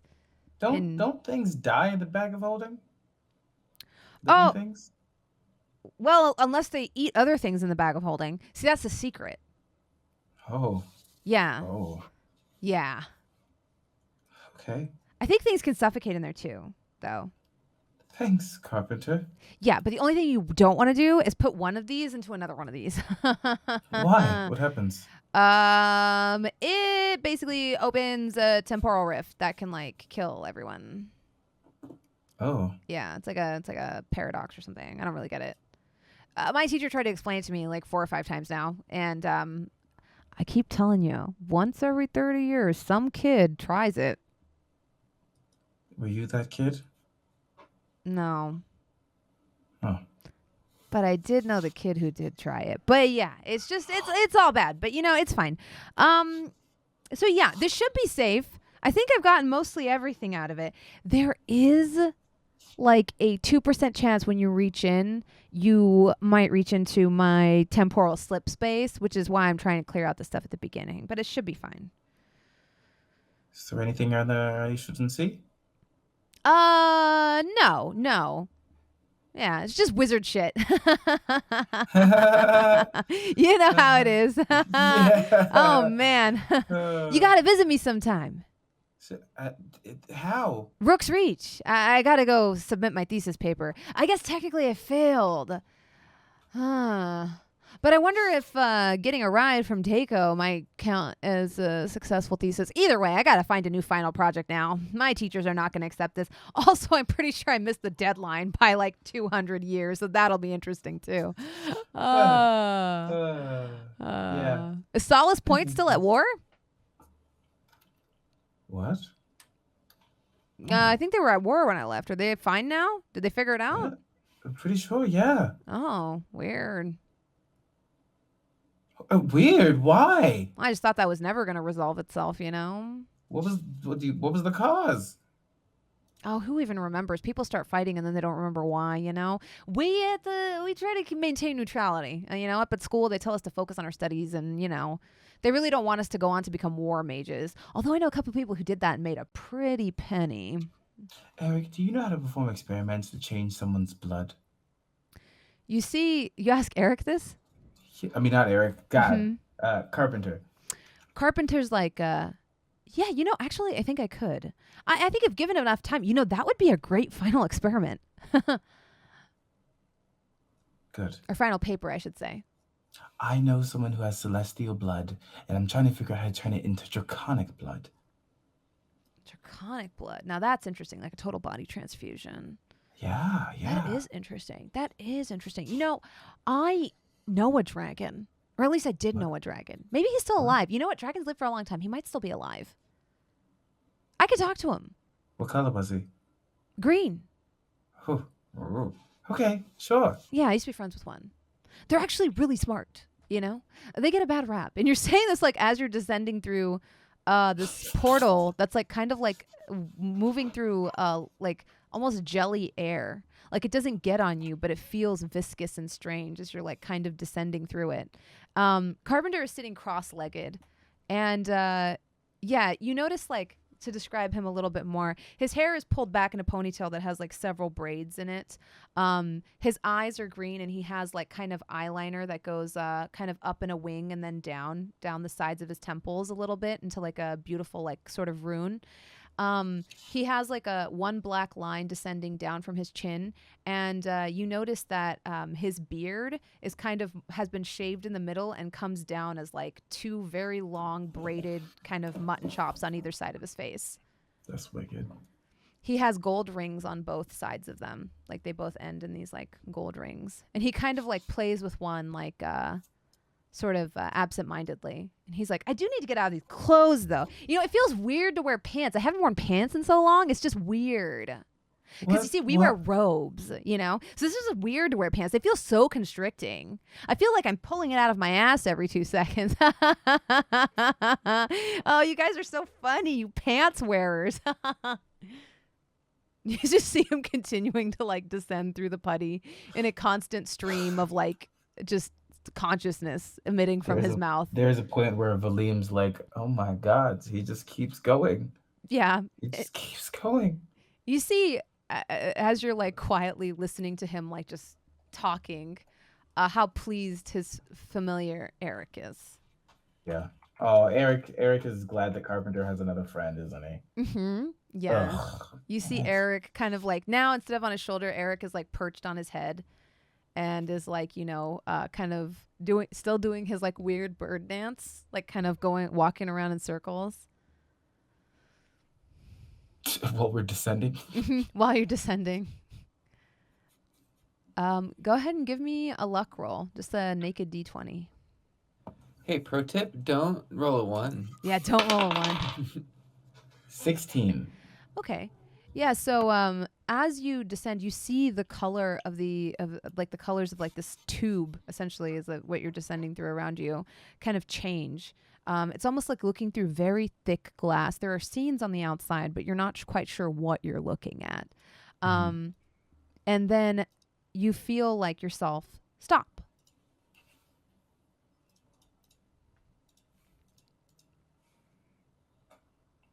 Look around.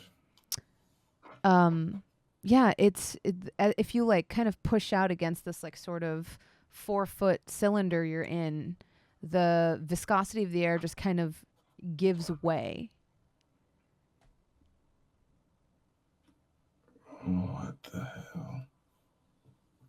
And you find yourself before a beautiful city sprawling.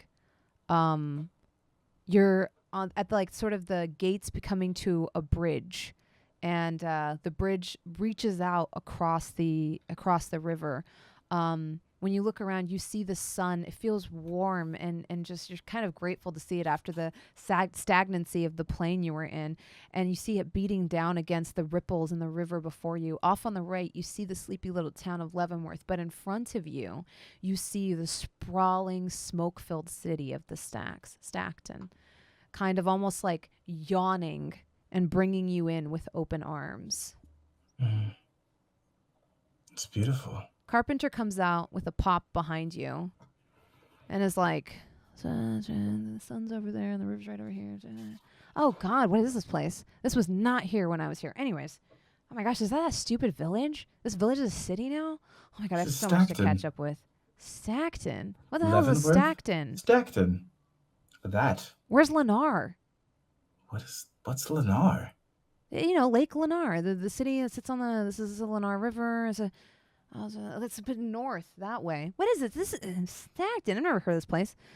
Well, oh my God, how long have I been dead? Years. At this point I don't know how long I've been gone. God. Oh, look at this stonework. The stonework's really gone downhill. I got to tell you, Valym. Back in my time, the stones were a lot nicer. You know. So okay. So he actually mentions. Let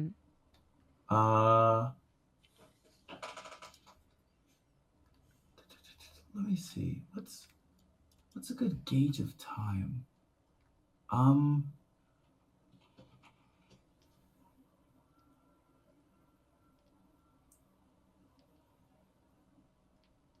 Where was Nim from?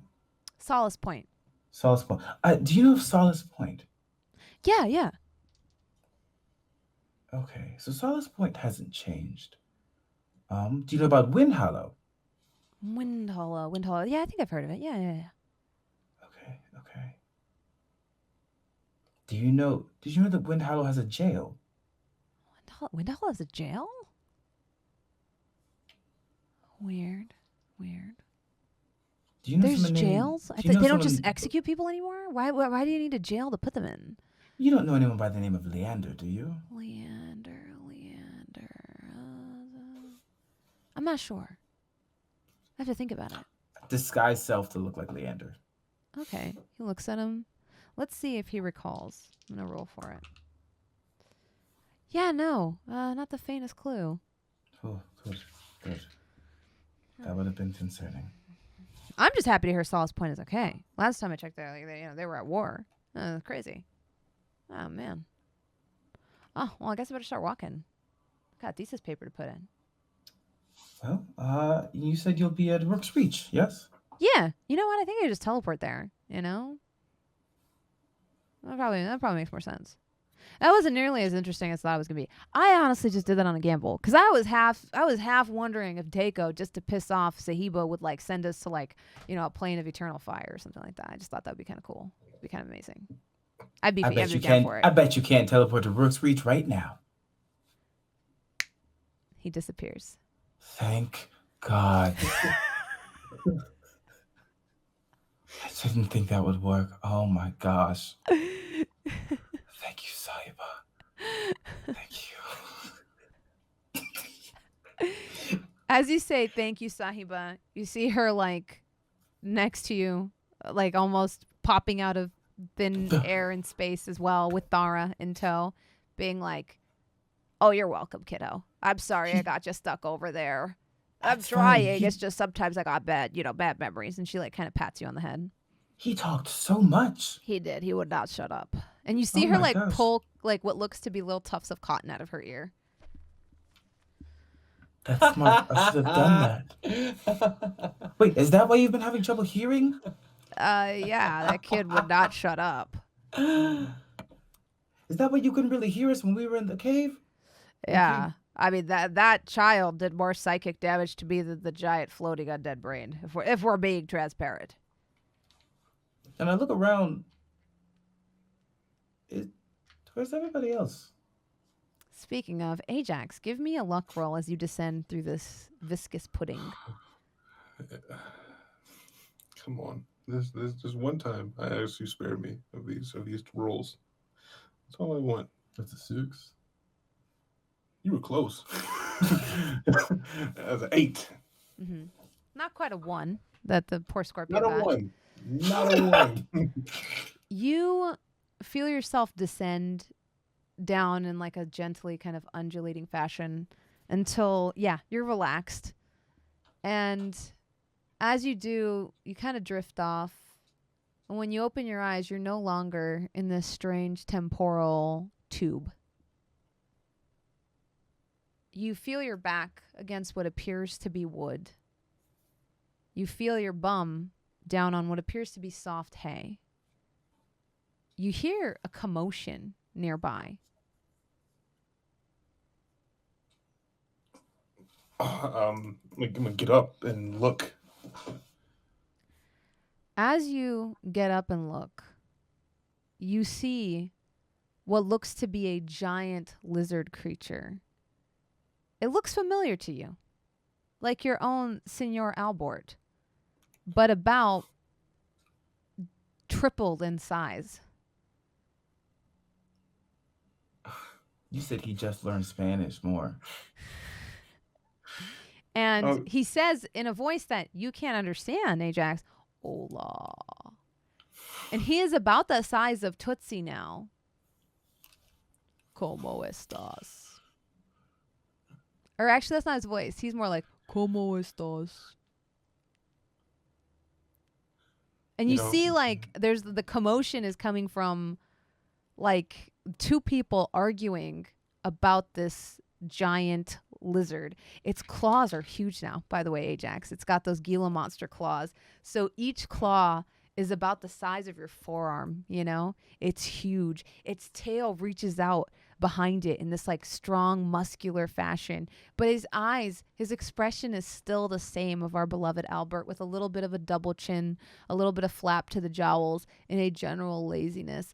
The commotion is not coming from him so much as from the people around him that are arguing and fighting about what to do with him. One of them says, I say we just chop his head off, just kill him, make some great boots out of him, and be done with it. And you hear another woman say, no, someone brought him here. Like, clearly they're going to come back and claim him. And one says, we should sell him.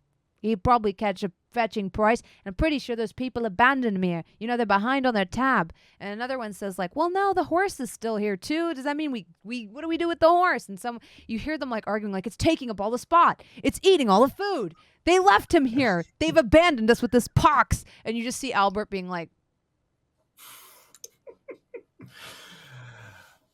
Ajax was seeing this and watching all of this. We'll walk up and we'll just ignore everybody talking. Just completely ignore it. And walk up to Albert. You got big.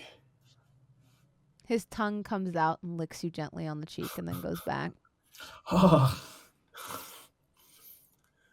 That's the most normal thing that's happened to me all day. Yeah. And I just brush his head. Yeah, he's a pretty good pet. As you brush his head, you know, you can't help but realize like just how big he's gotten. He definitely won't fit in the makeshift cart you had made for him earlier. Right. Hello. I'm here to claim these creatures. Sorry I took so long.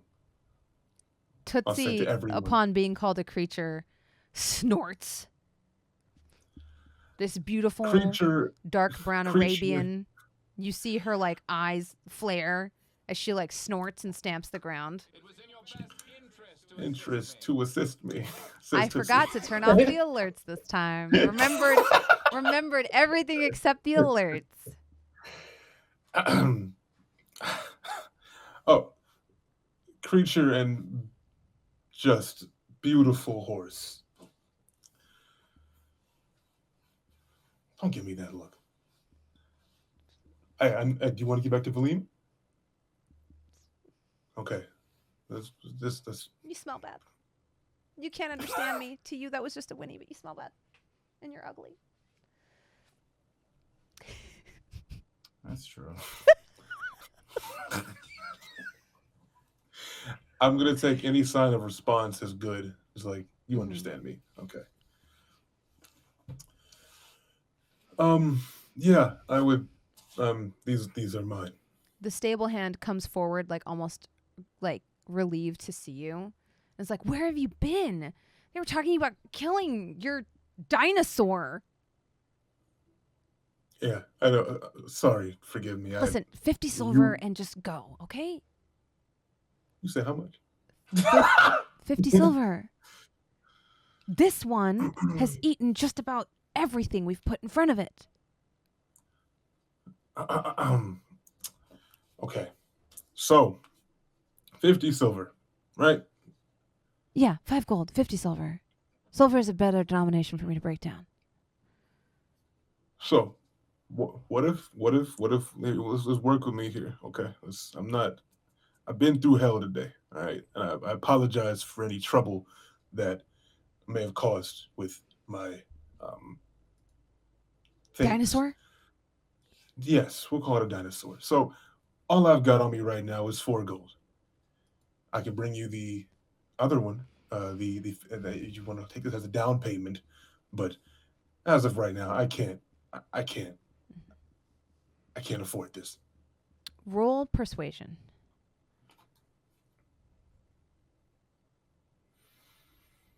Oh, Ajax. It's always the money with Ajax. 14. Oh, okay. Let's see this person's insight. Oh my god, please. 3. They feel bad for you. How do I look after what just happened? Like is there like yeah. Okay. There's gotta be some debris or something on me. Yeah. You know? They're like, you know what? It's fine. Go ahead. Just take him. You know, he's doing more damage with him here anyway. Just give me 2 gold. Thank you. Hand him 2 gold. All right. Really, I just cut you a discount because the horse was a delight. But yeah, just take the freaking dinosaur and go. She is amazing. Okay, we'll be out of your hair. Thank you so much. And I'll motion Tootsie, and Albert's not gonna sit in anything. We can't ride Albert just follows you. You could actually probably ride Albert at this point if you had a saddle for him. Okay. Yeah, I'll just motion them to follow me. He follows you. And you see in the distance Scorpio half slumped over a pig. I see Scorpio. Yes, half slumped over so a pig. It's the strangest thing you've ever seen. Oh my god. I'll walk up to him and have him follow me. Ajax, we made it. It's Leavenworth. And Scorpio give you a big hug. Come on, Good morning. We're here. You okay? No, I need a nap. I think we both need a nap, but we should probably find the others. Have you seen Senor Albert? Wow. Look at how big he's gotten. Look at how big he is. Look at how big he is now. Look at him. It's huge. I He's found a big boy. a pig. Oh my god, he's so stupid. Poor Scorpio. It's a nice pig, Scorpio. Thank you. We should probably go try to find the others. Where did you come from? I came out of the well. I woke up on some hay. I was just chilling, to be honest. I heard noises and I went and got these 2. It seems we've been gone for a little while. The others could be anywhere. Well, if I'm here and you're here. Let's just hope that Valym is somewhere close in proximity. Well, I can say that we all have a very distinct smell right now, and we should be easy to find. That's a good point. Let's follow our noses. I need to shower. Mm. Need to bathe. Brain goo everywhere. Yeah. You have a couple of different objectives that you can pursue ahead of you, because I like to run my D&D games like they're video games. Yeah. But for expediency's sake, we would say, Valym, since the stables are near the docks, near the where the town begins, from the bridge where you're at, it's not inconceivable that you wouldn't see the silhouette of an orc, a giant lizard, a horse, and a half-elf standing some distance away, right near the docks where your boat is moored. Yeah, I would head that direction. Like, I want my horse. Mm-hmm. And I care about my friends. Yeah. Sahiba can give you a ride across on Thara. Yes, Her flying mount. It's a little slow, but it gets you there pretty quick. You know, flying is still faster than walking. doesn't matter. She And Nim and Lulu. yes, yeah. She hands the still very drowsy, like, Ajax, what happened? It felt like I was napping and pudding. And she hands over the napping, like half asleep Nim to you, Ajax, and then hands you the lantern, Scorpio. Thank you. And thank you for everything. For saving us, really. Of course. Well, come see me in my hot spring anytime you want. That sounds great. You know, just It really come see me in the hot spring and maybe think about, you know, bathing. I've heard that before. You reek of despair. Over all of us, I'm going to use create water. Yay! I'm so thirsty. Yes, this you. All right, this is fine. And okay. Well, I think we should maybe try to get another night at the inn. That sounds great. Sorry, but thank you. You good? No. Yeah, both of you would notice that Scorpio seems not like his normal chaotic self, but a little shaken. His Scorpio? trip was very different than yours. Why do you? What happened? You said you came out of a well. Last time you were in a well, you came out on fire. You're not. So And like I like make sure Nim is facing the other direction. You're not like. No, I think I remembered something What? about myself What? from a long time ago. What? What you remember? I need some time to think and a nap. But what if you forget? I don't think I can. This seems sad. Oh. Yeah. well, we can talk more soon, but I think we should get some rest. You check in to the Wistful Wench, the inn you stayed at before. You get the same room. Its coziness seems like it's a million years away. Yeah. Like your whole world has gotten so much bigger in just the span of a few days. And now being placed back in this small place seems like it's constricting somehow, but comforting, like a warm hug.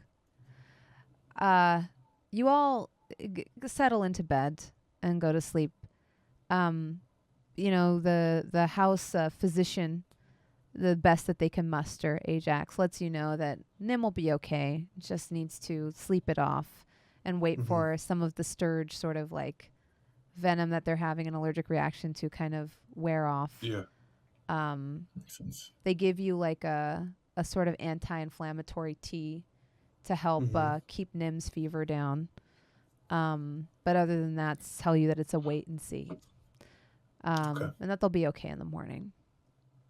Okay.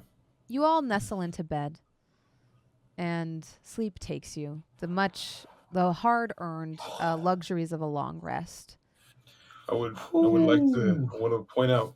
Okay, Ajax. He's gonna put Nim to bed. In bed by himself. Gonna tuck him in. And once he thinks everyone's asleep, he is going to sneak into the bathroom like he did last time. Last time he was drunk. This time it's on purpose.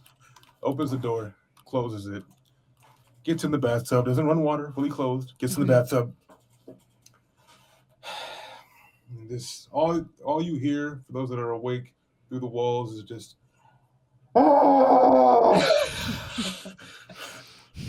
and then he goes to sleep. It's fair. God, we went through a lot. Yeah. Yeah, Valym, any parting thoughts as sleep, gently caresses your face?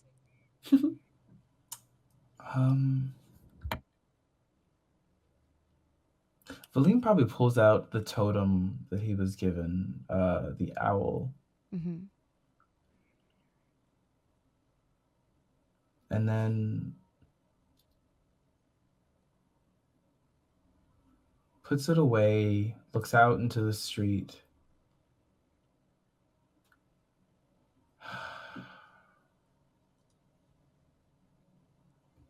Doing the right thing sucks.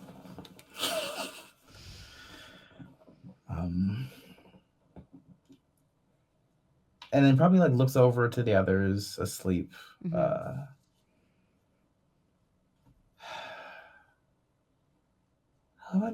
Yeah, Ajax will be an easy sell. Ajax, we gotta go topple a crime lord.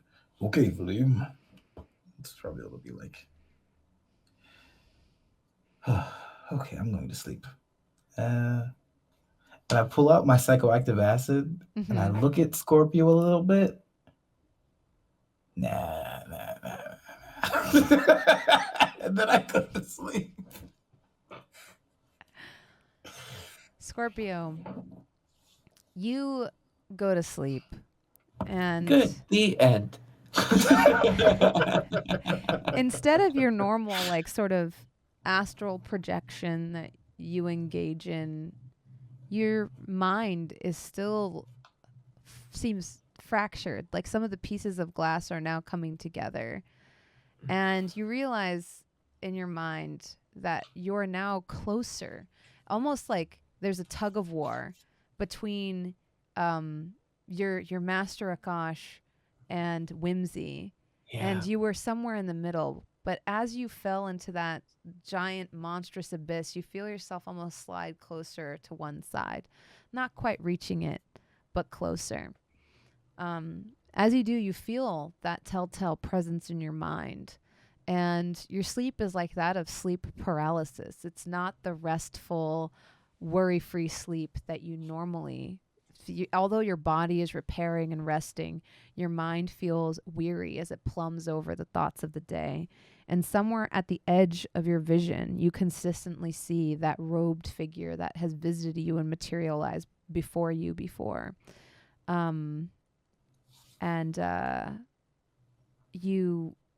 You see like the figure finally kind of like wandering at the edges of your peripheral vision, while you're like trying to imagine your monastery, so you can like kind of anchor myself. Anchor yourself. And as you try to do this, you hear that voice say, "I'll burn it down." And that's like the last thing you hear. But it's not like that deep, scary voice. It's the voice that the, apparition takes.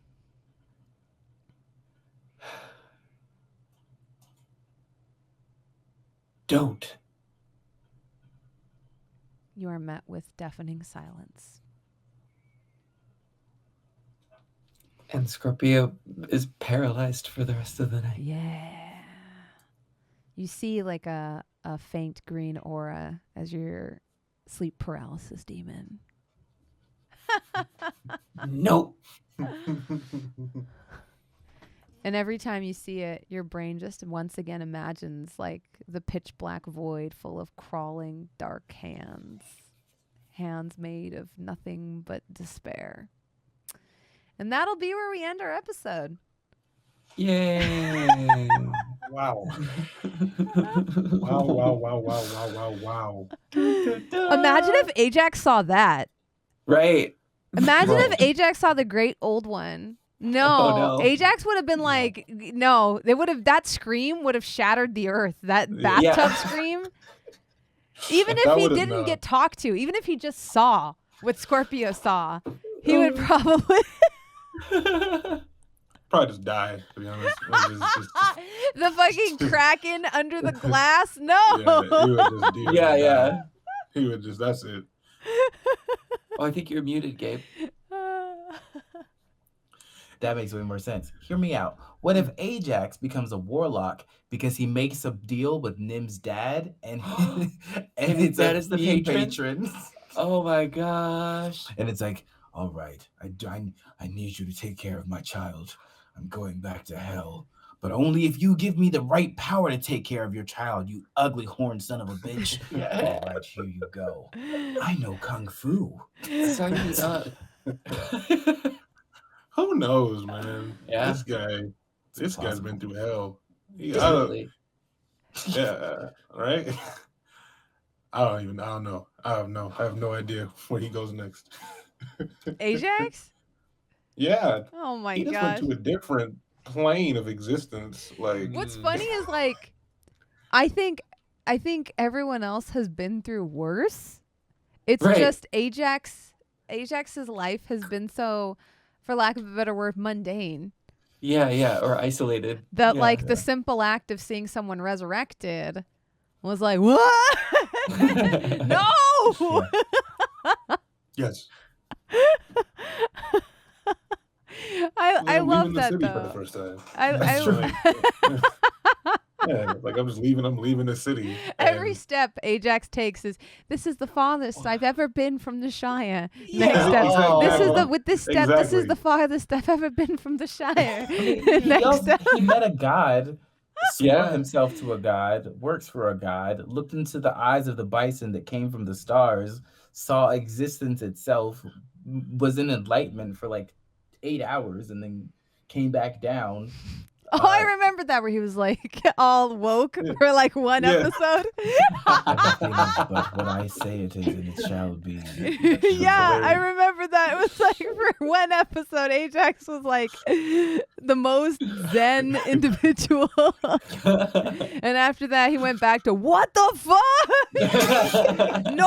Because right after that, he picked up a rock that was calling to him. That's right. And Had the spoke conversation. to a rock, which was on a different dimension. Apparently, he keeps finding himself in these situations. That's a problem, because that's something that something happened that Jasmine, real quick, that wasn't Carpenter, right? I cannot answer. I cannot speak. There's no shot. No. If it wasn't, you could tell me. You could just tell me no, because there's plenty of other people it could be, right? No shot. It wasn't Carpenter, right?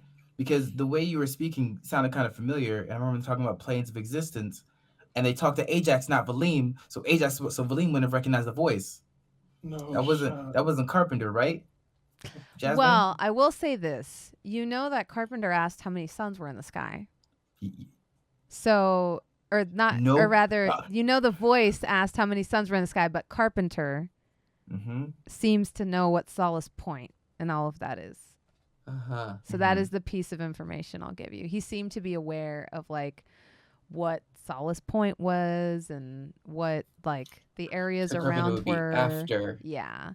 And he did That's ask, you know, how many suns are in the sky? And it didn't match the answer Ajax gave, because Ajax said, what? How many suns are in the sky? Ajax asked me how many suns are in the sky. Yeah. Fair question. How many suns are there? What? Who the hell was that? This is incredible. It does make me smile that Ajax knows that and knows who makes stars and has not asked Sahiba if there's a place Oh. where there's more than one sun in the sky.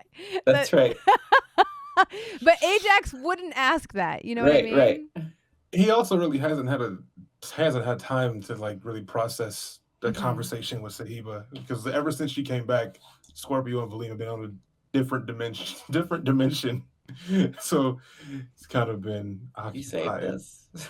And we just came out of the body of a god. Yep. And not in a fun way.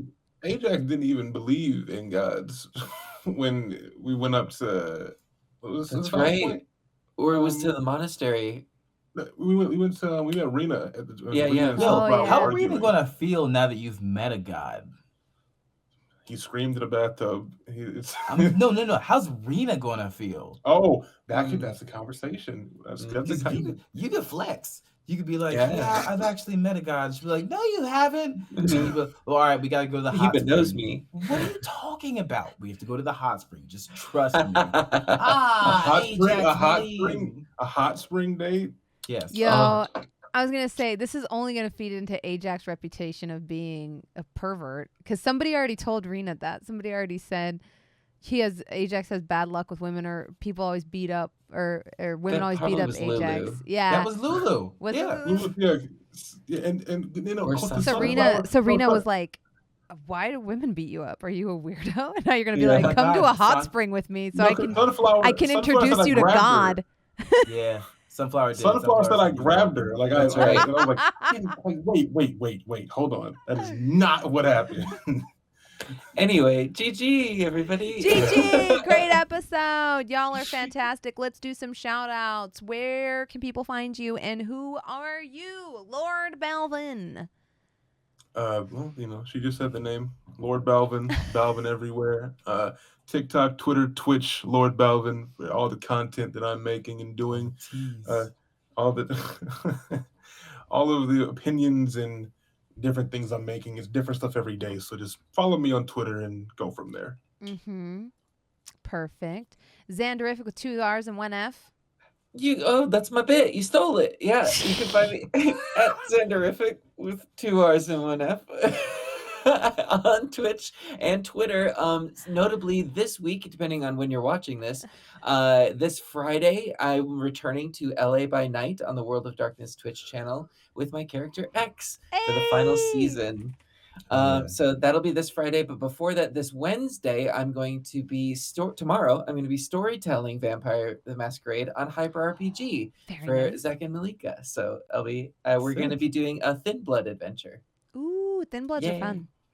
So follow me on Twitter to see my full schedule, or find the VODs if you're watching this later. Fantastic. Gabe. Hi, I'm Gabe. You can find me at Gabe James Games online in most places, or you might find me in the woods at night. Who knows? If it's the other one, we're fighting. I was gonna say, are you like actual murderer Shia LaBeouf? We're missing. No.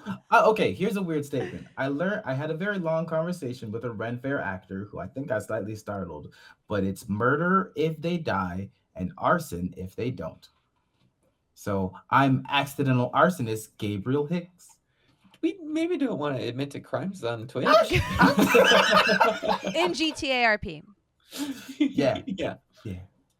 In GTRP. And as always, I'm Jasmine ThatBronzeGirl Bhullar.